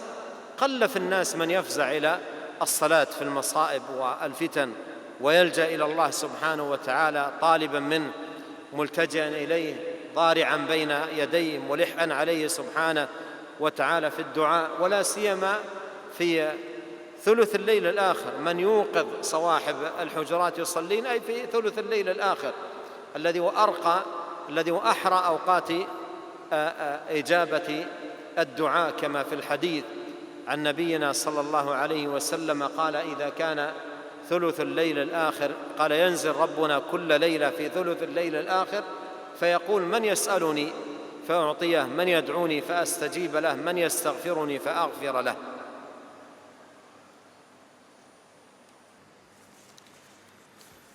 Para hadirin dan hadirat yang dirahmati oleh Allah Subhanahu wa taala, banyak orang jika fitnah telah berkorbar, maka mereka suka untuk ikut serta dalam fitnah tersebut, ikut andil, ikut nimbrung, baik dengan pendapat atau perkataan atau perbuatan. Ini adalah musibah bagi orang yang nekat nimbrung dalam fitnah dan tidak mengembalikan perkara tersebut kepada orang yang berkepentingan. Oleh karenanya, jika telah timbul fitnah, maka wajib bagi kaum muslimin untuk tenang, untuk tenteram, tidak terburu-buru, dan dikembalikan kepada orang yang berkepentingan, yang ahli dalam hal ini. Allah Subhanahu wa taala berfirman: "Wa idza ja'ahum amrun minal amni awil khaufi adza'u bih." Perhatikan di sini kata Allah, jika datang kepada mereka suatu perkara yang berkaitan tentang keamanan atau tentang ketakutan, adza'u bih, segera mereka sebarkan, segera mereka siarkan. Walau radduhu ila rasuli wa ila ulil amri minhum la'alimahu alladhina yastanbitunahu minhum. Kalau seandainya mereka kembalikan perkara tersebut, ada berita tentang ketakutan, keamanan, mereka kembalikan kepada Rasulullah atau kembali kepada ulil amri, orang-orang yang pakar dalam hal ini, para ulama yang rasikhina fil ilm, maka tentu akan mereka dapatkan faedahnya dari mereka, dari para ulama. Walaula fadlullahi wa rahmatuhu lattaba'tumus syaitan illa qalila. Kalau bukan karena karunia Allah dan kasih sayangnya kepada kalian, tentu kalian akan mengikuti syaitan kecuali hanya sedikit yang selamat. Yang dimaksud dalam ayat ini yaitu kalau ada berita-berita, ada fitnah yang timbul, maka kembalikanlah kepada para ulama besar, para ulama kibar yang mereka adalah ahlul basirah, yang memiliki ilmu yang luas, rasikhina fil ilm, yang mereka kokoh dalam ilmu mereka. Adapun seorang yang bukan ahli dalam hal ini, begitu muncul fitnah lantas dia ikut nimbrung, dia sampaikan pendapat dia, kemudian dia ikut ngomong, komentar, bahkan ikut serta, maka ini adalah musibah bagi dirinya. Dan ini bentuk kejahatan atas dirinya sendiri dan juga kejahatan kepada orang lain dan kejahatan terhadap masyarakat. Dan selain itu pula wajib bagi orang-orang awam, tatkala timbul fitnah, maka hendaknya selain kembali kepada para ulama, hendaknya mereka untuk banyak beribadah kepada Allah Subhanahu wa taala. Banyak beribadah kepada Allah Subhanahu wa taala. Dalam hadis yang sahih, Rasulullah SAW bersabda, "Ibadatun fil harji kal hijrati ilayya." Beribadah tatkala di musim fitnah seperti berhijrah kepadaku. Dan ini adalah pahala yang sangat besar. Beribadah di musim fitnah pahalanya seperti berhijrah kepada Nabi sallallahu alaihi wasallam. Para ulama telah menjelaskan kenapa pahalanya begitu besar. Karena kebanyakan orang tatkala timbul fitnah, mereka ikut nimbrung, ikut komentar, ikut serta, baik dengan pendapat, baik dengan perkataan maupun dengan perbuatan. Hanya sedikit dari mereka yang kemudian kembali kepada Allah. Hanya sedikit dari mereka yang kemudian menyibukkan diri untuk beribadah kepada Allah Subhanahu wa taala. Dalam suatu hadis yang sahih, Rasulullah SAW bersabda, "La ilaha illallah kam futihat fi hadzal lail min khazain." Kata Rasulullah SAW, la ilaha illallah, betapa banyak harta yang Allah curahkan pada malam hari ini. Kemudian kata Rasulullah SAW, la ilaha illallah kam anzalallahu min fitan. Tidak ada sembahan yang berhak disembah kecuali Allah, betapa banyak fitnah yang Allah turunkan pada malam hari ini. Kemudian kata Nabi SAW, man yuqidu sawahibal hujarat. Siapakah yang mau membangunkan istri-istriku, istri-istri Nabi SAW. Wa kam min kasiyatin fid dunya ariyatun fil akhirah, ariyatun yaumal qiyamah. Betapa banyak wanita yang memakai baju di dunia, baju yang tipis, yang tidak syar'i, kemudian mereka akan ditelanjangkan oleh Allah pada hari kiamat kelak. Perhatikan di sini, Rasulullah SAW mengatakan betapa banyak fitnah yang Allah turunkan. Kemudian Nabi SAW mengatakan, man yuqidu sawahibal hujarat. Siapa yang membangunkan istri-istri Nabi SAW? Di sini Nabi SAW mengajarkan kepada istri-istrinya di musim fitnah, di masa-masa fitnah bergejolak, untuk beribadah, untuk salat malam.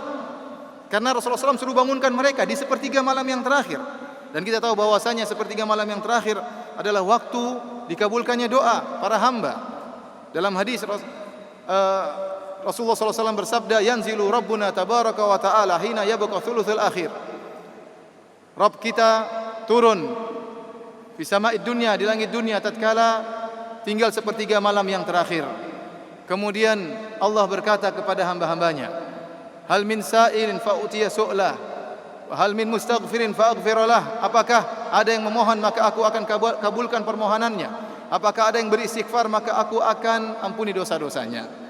Perhatikan di sini, ternyata tatkala muncul fitnah, Rasulullah SAW mengajarkan bahkan kepada keluarganya, kepada istri-istrinya, untuk banyak beribadah kepada Allah, terutama di sepertiga malam yang terakhir. Nah, siapa di antara kita yang tatkala timbul fitnah, kita segera mendekat kepada Allah Subhanahu wa taala.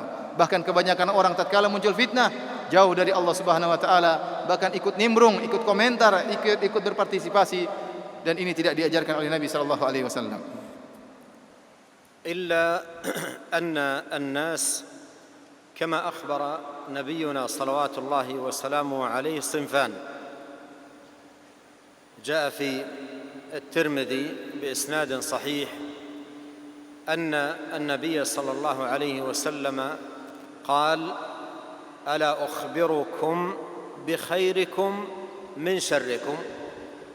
قلنا: بلى يا رسول الله. قال عليه الصلاة والسلام: خيركم من يرجى خيره ويؤمن شره، وشركم من لا يرجى خيره ولا يؤمن شره. فالناس صنفان: صنف آمن صاحب خير وفضل يعمل على إشاعة الخير في مجتمعه ونشر الرحمة والمحبة والتعاون والبر والصلة والإحسان، بذل المعروف، مساعدة الأيتام، القيام بشؤون الفقراء المحتاجين، الأرامل، إلى غير ذلك. باب خير على المجتمع ونفع عظيم على الناس يرجى خيره، حتى إن الناس لا يتحدثون عن هذا الصنف كثيرا. ما شاء الله، ما أكثر إحسانه، ما أجمل صنعه، ما أكثر بذله، إلى غير ذلك مما يرونه في أعماله ومحاسنه وفضائله وما يقدمه لمجتمعه من خير، فهو يرجى خيره. وأيضا في الوقت نفسه مأمون الشر، مأمون الغائلة، لا يخشى من جهته أذى أو مضرة أو نحو ذلك على من حوله. هذا صنف. وصنف من الناس وصفهم عليه الصلاة والسلام بقوله: لا يرجى خيره ولا يؤمن شره. لا يرجى من جهته خير ولا أيضا يؤمن من جهته الشر. وهذا مصيبة على الناس ووباء على مجتمعه. ولهذا أيضا جاء في الحديث الآخر عند ابن ماجه أن النبي صلى الله عليه وسلم قال: إن من الناس ناسا مفاتيح للخير مغاليق للشر، وإن من الناس ناسا مفاتيح للشر مغاليق للخير، فطوبى لمن جعل الله مفتاح الخير على يديه، وويل لمن جعل الله مفتاح الشر على يديه. نعم معاشر الكرام، من الناس من هو مفتاح خير على الآخرين، يفتح أبواب الخير حتى ولو لم يكن بيده ما يقدمه، لكن برأيه وقوله وكلامه الطيب وتشجيعه ونحو ذلك يفتح أبواب الخير. بعض المشاريع الكبار التي فيها خدمة للمسلمين وقضاء لمصالحهم أحيانا تكون فتح خير من رجل واحد يشير به على ذوي الإحسان، يبارك الله سبحانه وتعالى بإشارته ودلالته، فيترتب على ذلك الخير العظيم. وبالمقابل أيضا بعض الناس يكون مفتاح شر على الناس وعلى مجتمعه، فيجر عليهم شرا عظيما. فالناس منهم من هو مفتاح خير ومنهم من هو مفتاح شر، منهم من هو مجلبة للأمن والراحة والطمأنينة والسعادة في المجتمع، ومنهم من هو مجلبة والعياذ بالله للشر والمضرة على الناس والعباد. بل منهم من يكون والعياذ بالله رأسا في الشر، عندما يكون داعية لشيء من الأفكار الموبوءة وداعية للفتن والشرور. من الناس من يكون رأسا في هذا الباب. ولهذا تقدم معنا في الأثر الذي عن عبد الله بن مسعود: إنك أن تكون تابعا في الخير خير من أن تكون رأسا في الشر.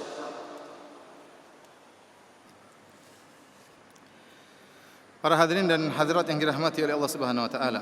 Sungguhnya manusia itu ada dua model sebagaimana dikabarkan oleh Nabi sallallahu alaihi wasallam.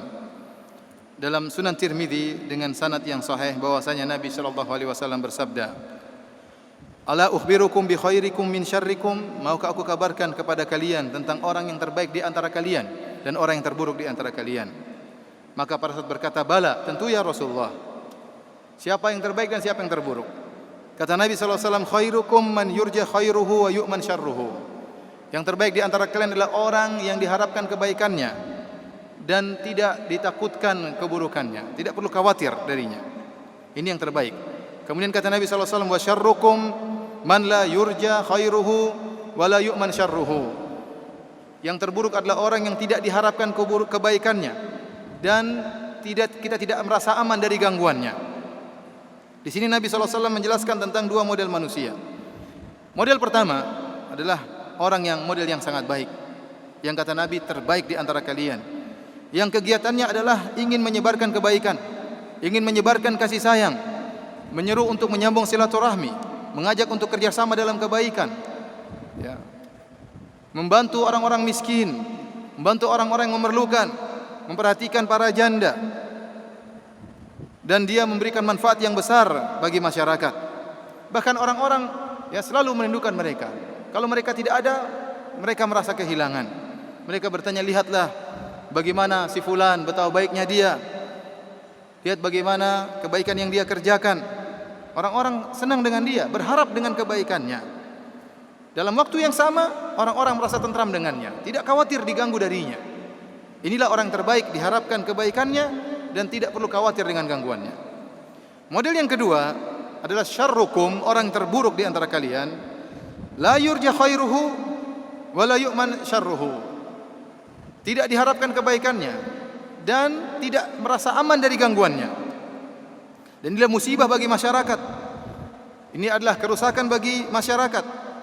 Oleh karenanya dalam hadis yang diriwayatkan oleh Ibnu Majah, Nabi SAW pernah bersabda, "Inna minan nasi nasan maghalika mafatihan lil khair wa maghalika lisyarr."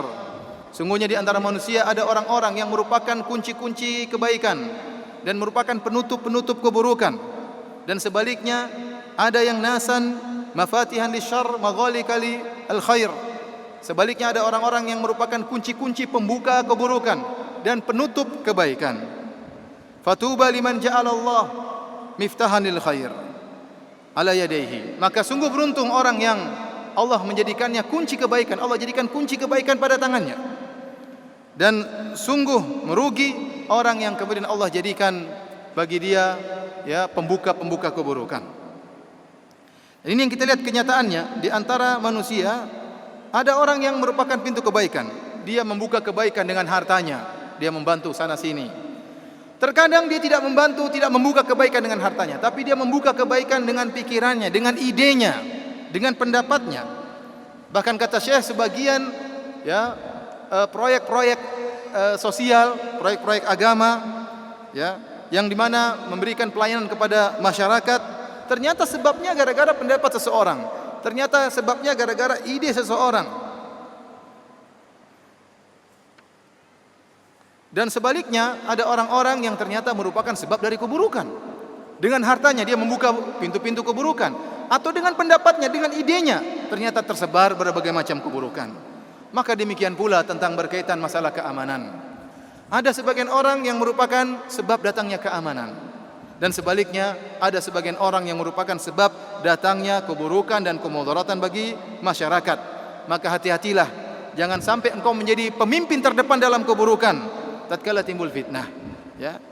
Jangan sampai engkau terburu-buru sehingga engkau kemudian menjadi pemimpin dalam keburukan dengan menyebarkan pemikiran-pemikiran yang rusak, dengan membuat fitnah bergejolak. Sebagaimana telah kita sebutkan perkataan dari Abdullah bin Mas'ud radhiyallahu taala anhu. Beliau berkata, "Innaka an takuna tabi'an lil khair khairun min an takuna ra'san fil syarr." Sungguhnya engkau menjadi pengikut dalam kebaikan, meskipun orang belakang, paling belakang, tapi jadi pengikut kebaikan lebih baik daripada yang paling terdepan menjadi kepalanya namun dalam keburukan. الشر معاشر الكرام له مصدران وله عاقبتان. ينبغي على المسلم أن يعرف مصدري الشر وعاقبتيه، وفي الوقت نفسه يلجأ إلى الله عز وجل لجوءا مستمرا كل يوم وليلة أن يعيذه من ذلك. وتأمل معي، وأرجو أيضا أن نوفق جميعا للمحافظة على ذلك، هذه الدعوة التي أرشد إليها نبينا عليه الصلاة والسلام لتقال 3 مرات، مرة في الصباح ومرة في المساء ومرة عند النوم. اللهم فاطر السماوات والأرض عالم الغيب والشهادة، اللهم فاطر السماوات والأرض عالم الغيب والشهادة رب كل شيء ومليكه، أعوذ بك من شر نفسي وشر الشيطان وشركه، وأن أقترف على نفسي سوءا أو أجره إلى مسلم. هذه 4 كلها تتعلق بالشر. أما الأولان فهما مصدراه ومنبعاه، النفس الأمارة بالسوء والشيطان. أعوذ بك من شر نفسي وشر الشيطان وشركه، وفي رواية وشركه. شركه أي حبائله وفخوخه التي يضعها للناس حتى يكونوا من أهل الشر وأهل العدوان. فمصدر الشر النفس الأمارة بالسوء والشيطان الرجيم، أعاذنا الله عز وجل منه. ولهذا يحتاج المسلم كل يوم في الصباح والمساء وعند النوم أن يتعوذ بالله سبحانه وتعالى من مصدري الشر ومنبعيه، وأن يتعوذ في الوقت نفسه من عاقبتي الشر ومآليه، ما يؤول إليه. قال وأن أقترف على نفسي سوءا أو أجره إلى مسلم. إذا تحرك الشر في النفس، نفس الإنسان، جر على نفسه السوء أو جره أيضا على الآخرين، فأضر بنفسه وأضر بالآخرين. وهذا كله أيضا من موجبات تحقيق الأمن والبعد عن الشر ووسائله وطرائقه وأبوابه. Para hadirin dan hadirat yang dirahmati oleh Allah Subhanahu wa taala,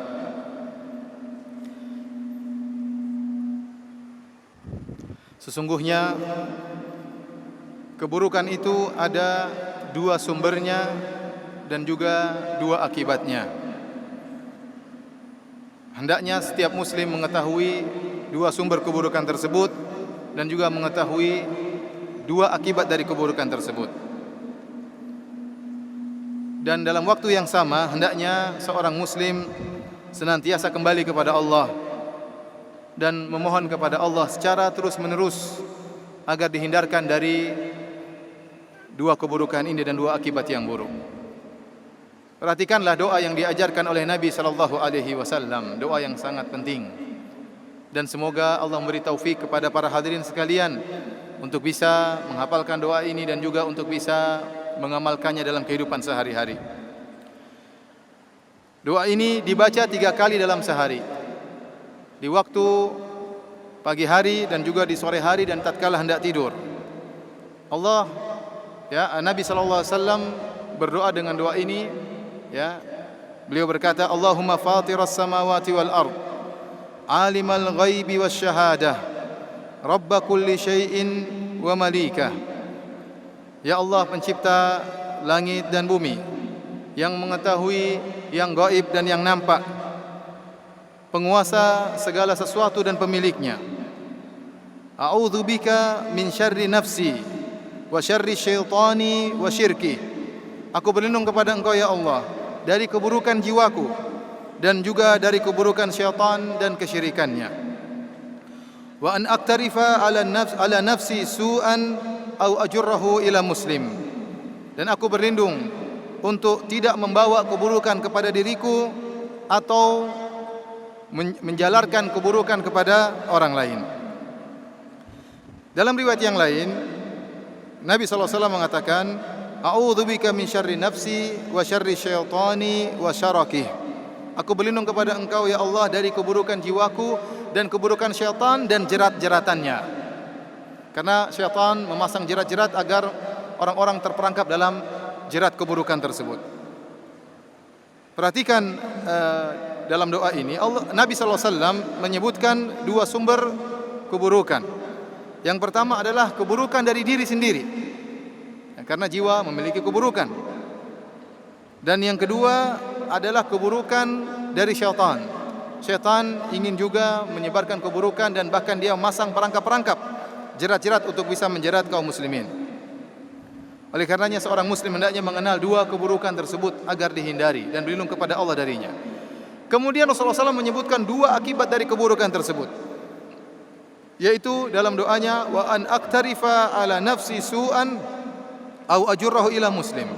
Aku berlindung kepada Engkau ya Allah agar keburukan tersebut tidak menimpa diriku atau menimpa muslim yang lain. Dan inilah akibat daripada dua keburukan. Terkadang kembali pada diri sendiri dan juga kembali kepada orang lain. Maka seorang mengamati hadis ini dan berdoa dengan doa ini, dan ini merupakan salah satu dari bentuk mewujudkan keamanan, tidak memunculkan gangguan dari dirinya dan jangan sampai mengganggu orang lain.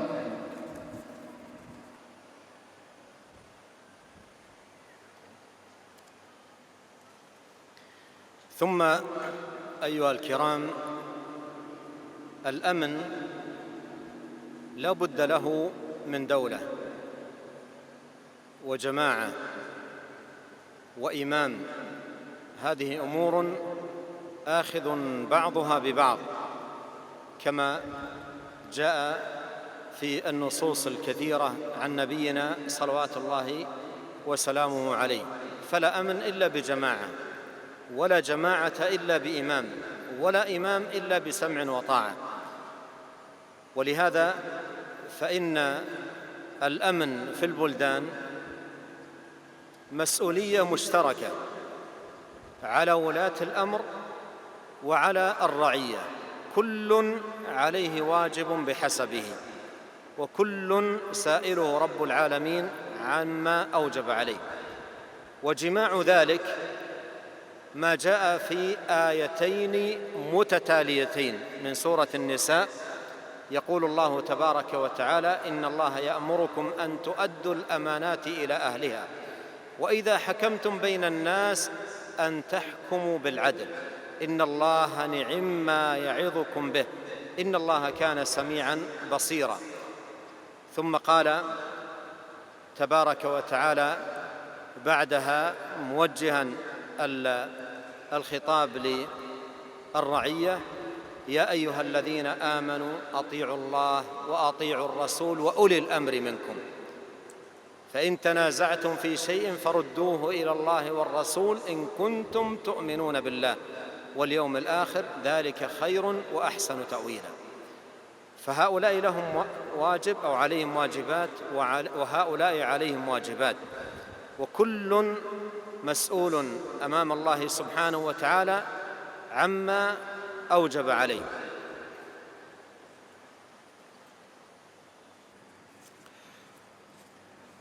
Para hadirin yang dimuliakan oleh Allah Subhanahu wa taala, sungguhnya keamanan itu perlu membutuhkan adanya negara.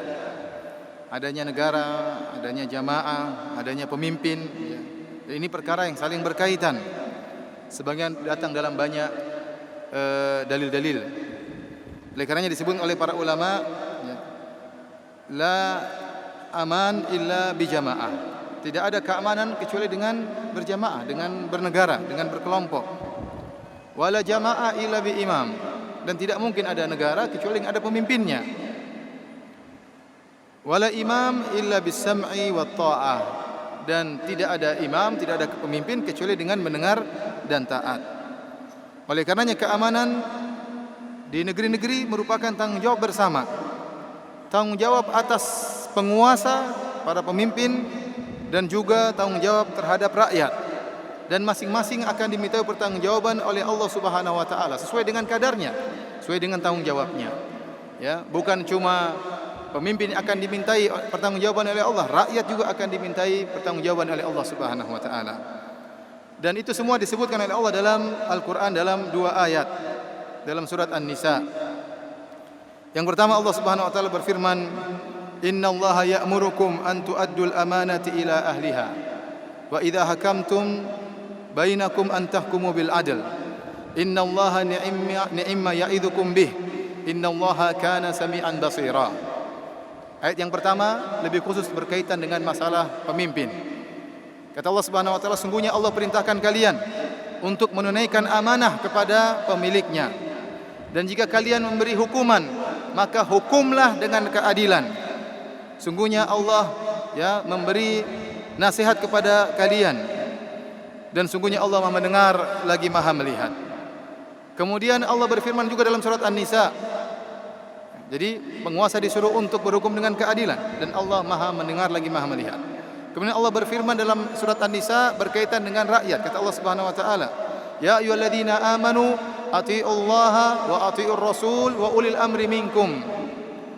Kata Allah Subhanahu wa taala, wahai orang-orang yang beriman, taatlah kepada Allah dan taatlah kepada Rasulnya, dan juga taat kepada ulul amri minkum, penguasa di antara kalian. Fa in tanaza'tum fi syai'in farudduhu ila Allahi wa Rasul. Jika kalian berselisih tentang suatu, maka kembalikanlah kepada Allah dan Rasulnya.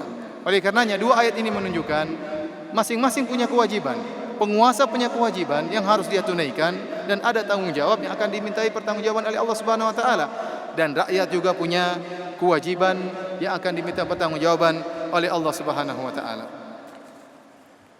ولهذا جاءت النصوص الكثيرة في التأكيد على النصح في هذا الباب وتقوى الله سبحانه وتعالى فيه، لأن مصلحة المسلمين وجماعتهم ووحدتهم لا تتحقق إلا بذلك، فلا جماعة إلا بإمام ولا إمام إلا بسمع وطاعة. ولهذا يقول عليه الصلاة والسلام الدين النصيحة. قلنا لمن يا رسول الله؟ قال لله ولكتابه ولرسوله ولأئمة المسلمين وعامتهم.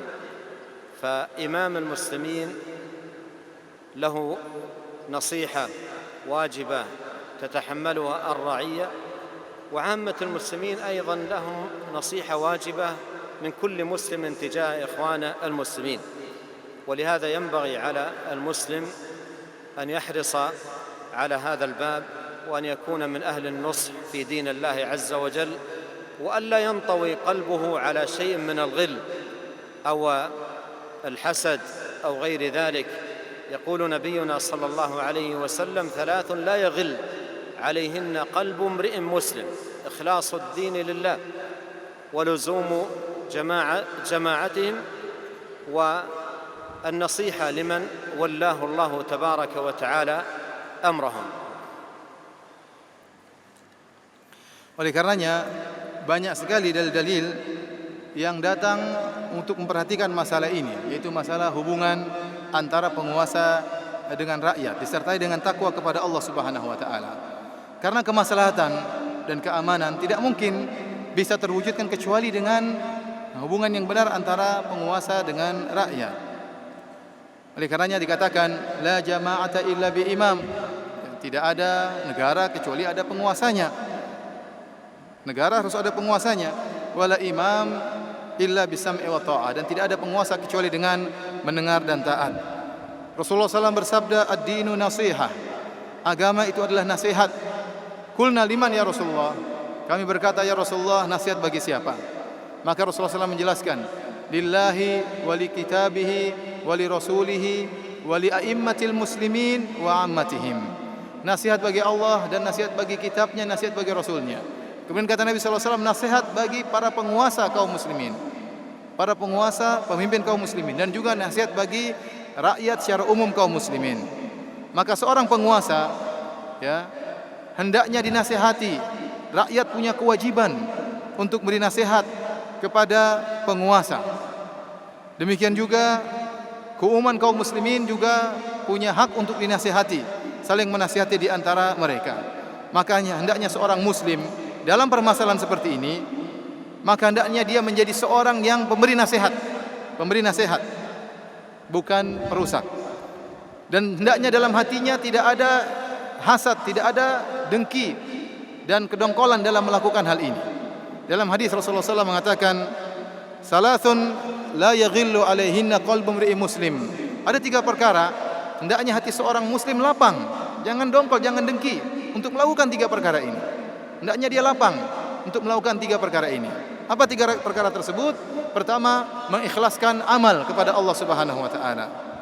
Yang kedua, luzum jamaatil muslimin, melazimi jamaah kaum muslimin, ya, bersama mereka. Yang ketiga, nasihat kepada penguasa kaum muslimin. Hendaknya hatinya lapang untuk melakukan 3 perkara ini. Ikhlas, melazimi jamaah, dan lapang juga dalam menasihati pemimpin kaum muslimin.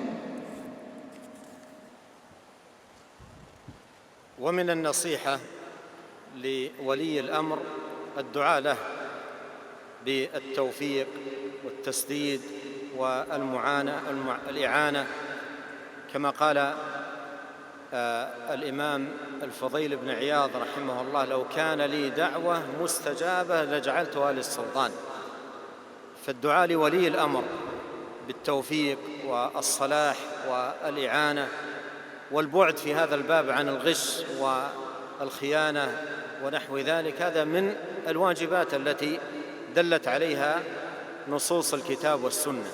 الحاصل أن هذا الباب يعد مسؤولية عظيمة، واجبا جسيما ينبغي على المسلم أن يجاهد نفسه على تحقيق تقوى الله فيه، وأن يكون تعامله في هذا الباب في ضوء الأدلة، كلام الله وكلام رسوله صلى الله عليه وسلم، وأن يتجنب كل ما كان من موجبات الفتن والفرقة والشقاق والإخلال بأمن المجتمعات، يحذر من ذلك أشد الحذر.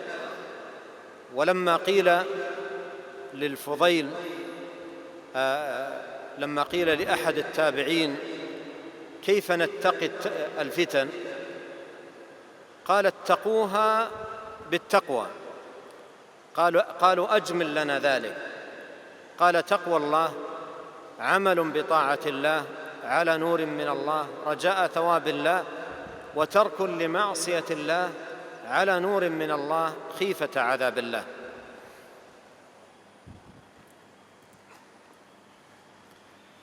Para hadirin dan hadirat yang dirahmati oleh Allah Subhanahu wa taala. Jadi antara bentuk nasihat kepada waliul amr, kepada penguasa, adalah mendoakannya agar Allah memberikan taufik kepadanya, meluruskannya.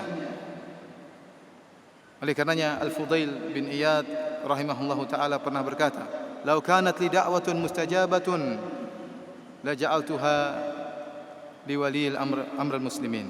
Seandainya aku memiliki doa yang dikabulkan oleh Allah Subhanahu wa taala, pasti aku jadikan doa tersebut untuk penguasa kaum muslimin. Seorang hendaknya tatkala menasihati penguasa, hendaknya dia menasihatinya dengan ikhlas, sebagaimana tadi dalam hadis telah kita sebutkan. Menasihati dengan ikhlas, jangan dia menasihati dengan dengki dan hasad, tapi dia nasihati dengan ikhlas agar imam ini menjadi baik, penguasa ini menjadi baik. Dari sini kita mengetahui bahwasanya masalah keamanan adalah tanggung jawab bersama yang setiap muslim akan diminta pertanggungjawaban oleh Allah Subhanahu wa taala. Dan seorang hendaknya mewujudkan ketakwaan dalam menghadapi permasalahan-permasalahan seperti ini. Masalah stabilitas keamanan, di antara juga tatkala timbul fitnah, seorang berusaha berjalan dengan dalil dan berusaha menjauhkan dirinya dari segala sikap yang bisa menimbulkan perpecahan dan perselisihan, dan sikap yang bisa menimbulkan rusaknya stabilitas keamanan. Sebagaimana dikatakan kepada seorang tabi'in, ya, beliau ditanya, "Kaifa nattaqil fitan?" Bagaimana kami bisa menghindarkan diri daripada fitnah? Maka dia berkata, taqwallah, dengan bertakwa, ittaquha, ya. Maka jagalah diri kalian, jauhi dari fitnah dengan bertakwa kepada Allah Subhanahu wa taala. Kemudian pertanyaan berikutnya, apa itu takwa kepada Allah Subhanahu wa taala? Jawabannya adalah menjalankan perintah Allah Subhanahu wa taala. Ala nurin minallah, raja'a thawabillah. Menjalankan perintah Allah di atas cahaya Allah dengan mengharapkan pahala dari Allah Subhanahu wa taala. Kemudian tarku maksiatillah, meninggalkan larangan Allah Subhanahu wa taala. Ala nuri minallah, di atas cahaya Allah Subhanahu wa taala. Khifata adzabihi, karena takut dengan azab Allah Subhanahu wa taala. Jadi para hadirin hadirat yang dirahmati oleh Allah Subhanahu wa taala, dalam masalah ini hendaknya kita bertakwa kepada Allah dalam menasihati penguasa, dalam menghadapi fitnah. Jalan terbaik adalah bertakwa kepada Allah Subhanahu wa taala. أيها الأحبة الكرام، شكر الله على نعمة الأمن وغيرها من نعمه على عباده التي لا تعد ولا تحصى مؤذن بالمزيد، فإن النعمة إذا شكرت قرت وإذا كفرت فرت، فلنحمد الله كثيرا ولنشكره سبحانه وتعالى على نعمه المتوالية وآلائه المتتالية وفضله الذي لا يعد ولا يحصى. والله تعالى يقول: وإذ تأذن ربكم لئن شكرتم لأزيدنكم ولئن كفرتم إن عذابي لشديد. فنسأل الله عز وجل أن يوزعنا أجمعين شكر نعمه، وأن يزيدنا أجمعين من فضله، وأن يرزقنا الأمن والإيمان والسلامة والإسلام والعافية والمعافاة في الدنيا والآخرة، وأن يصلح لنا ديننا الذي هو عصمة أمرنا، وأن يصلح لنا دنيانا التي فيها معاشنا، وأن يصلح لنا آخرتنا التي فيها معادنا، وأن يجعل الحياة زيادة لنا في كل خير. اللهم آمنا في أوطاننا وأصلح أئمتنا وولاة أمورنا. اللهم آمنا في أوطاننا وأصلح أئمتنا وولاة أمورنا. اللهم آمنا في أوطاننا وأصلح أئمتنا وولاة أمورنا. اللهم آت نفوسنا تقواها وزكها، أنت خير من زكاها، أنت وليها ومولاها. اللهم إنا نسألك العافية في الدنيا والآخرة. اللهم إنا نسألك العفو والعافية في ديننا ودنيانا وأهلينا. اللهم آمن روعاتنا واستر عوراتنا. اللهم احفظنا من بين أيدينا ومن خلفنا وعن أيماننا وعن شمائلنا ومن فوقنا، ونعوذ بعظمتك أن نغتال من تحتنا. اللهم أعنا ولا تعن علينا، وانصرنا ولا تنصر علينا، وامكر لنا ولا تمكر علينا، واهدنا ويسر الهدى لنا. اللهم اجعلنا لك شاكرين، لك ذاكرين، إليك أواهين منيبين، لك مخبتين، لك مطيعين. اللهم تقبل توبتنا واغسل حوبتنا وثبت حجتنا واهد قلوبنا وسدد ألسنتنا واسلل سخيمة صدورنا. اللهم اغفر لنا ولوالدينا وللمسلمين والمسلمات والمؤمنين والمؤمنات الأحياء منهم والأموات.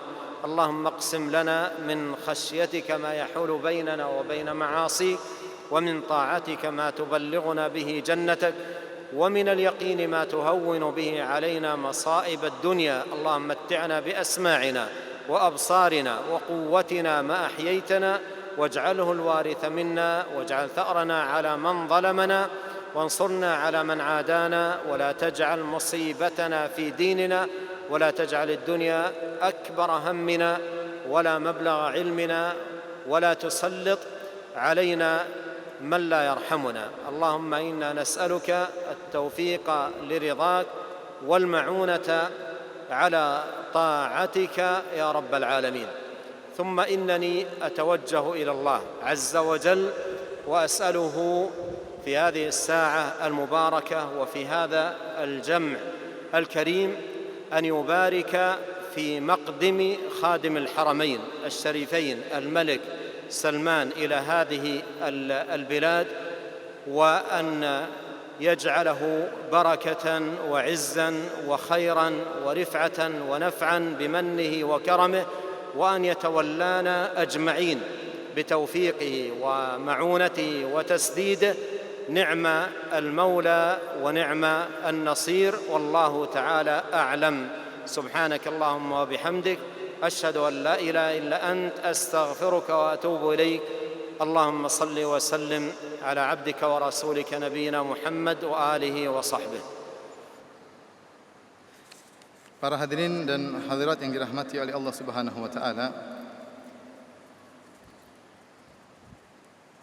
sungguhnya hendaknya kita bersyukur kepada Allah Subhanahu wa taala atas karunia stabilitas keamanan yang Allah anugerahkan kepada kita, dan juga nikmat-nikmat yang lainnya yang tiada terhingga dan tiada terhitung.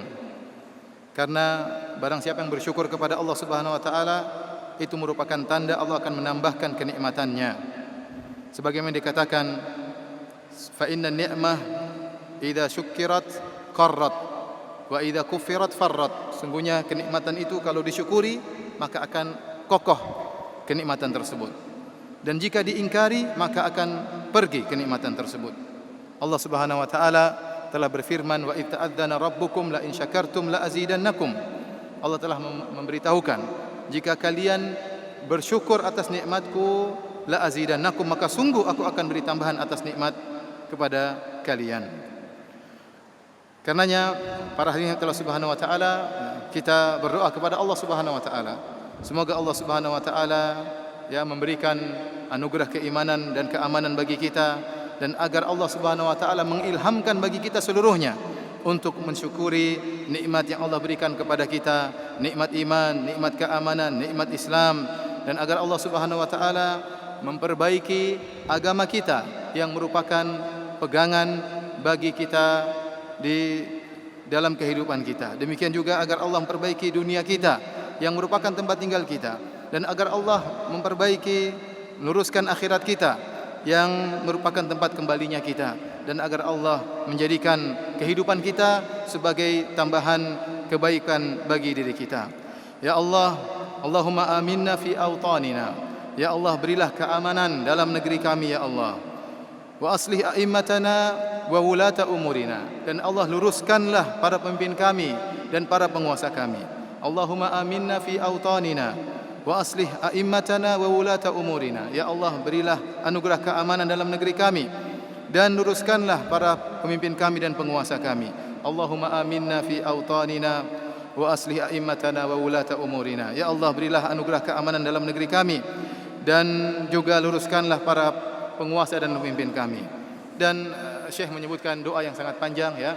Namun di akhir dari kajian beliau ya, beliau mengatakan di saat yang penuh berkah ini, di tempat yang penuh berkah ini, di perkumpulan yang penuh berkah ini, beliau berdoa kepada Allah Subhanahu wa taala agar kedatangan Khadimul Haramain Raja Salman hafizahullah taala di negeri ini mendatangkan keberkahan, mendatangkan kejayaan bagi kaum muslimin, dan semoga Allah Subhanahu wa taala memberikan taufiknya kepada beliau hafizahullah dan juga petunjuknya. Sungguhnya Allah adalah sebaik-baik penolong. Jazakallahu khairan ala ma qaddama min muhadaratihi al-qayyimati an-nafi'ah, wa jazallahu al-ustadz Firanda Andirja Iran ala tarjamatihi at-tayyibah. Hadirin kaum muslimin dan muslimat yang dimuliakan oleh Allah Subhanahu wa taala, alhamdulillah, kaum muslimin dan muslimat yang Allah muliakan, segala puji bagi Allah Subhanahu wa taala yang telah memberikan kemudahan kepada kita semua untuk bisa menyelenggarakan acara yang diberkati ini, dan kita minta kepada Allah Subhanahu wa taala mudah-mudahan Allah Subhanahu wa taala memberikan pahala yang besar kepada kita semua, dan kita berharap mudah-mudahan beliau kembali pada kesempatan yang berikutnya untuk bisa menyampaikan muhadharahnya kembali.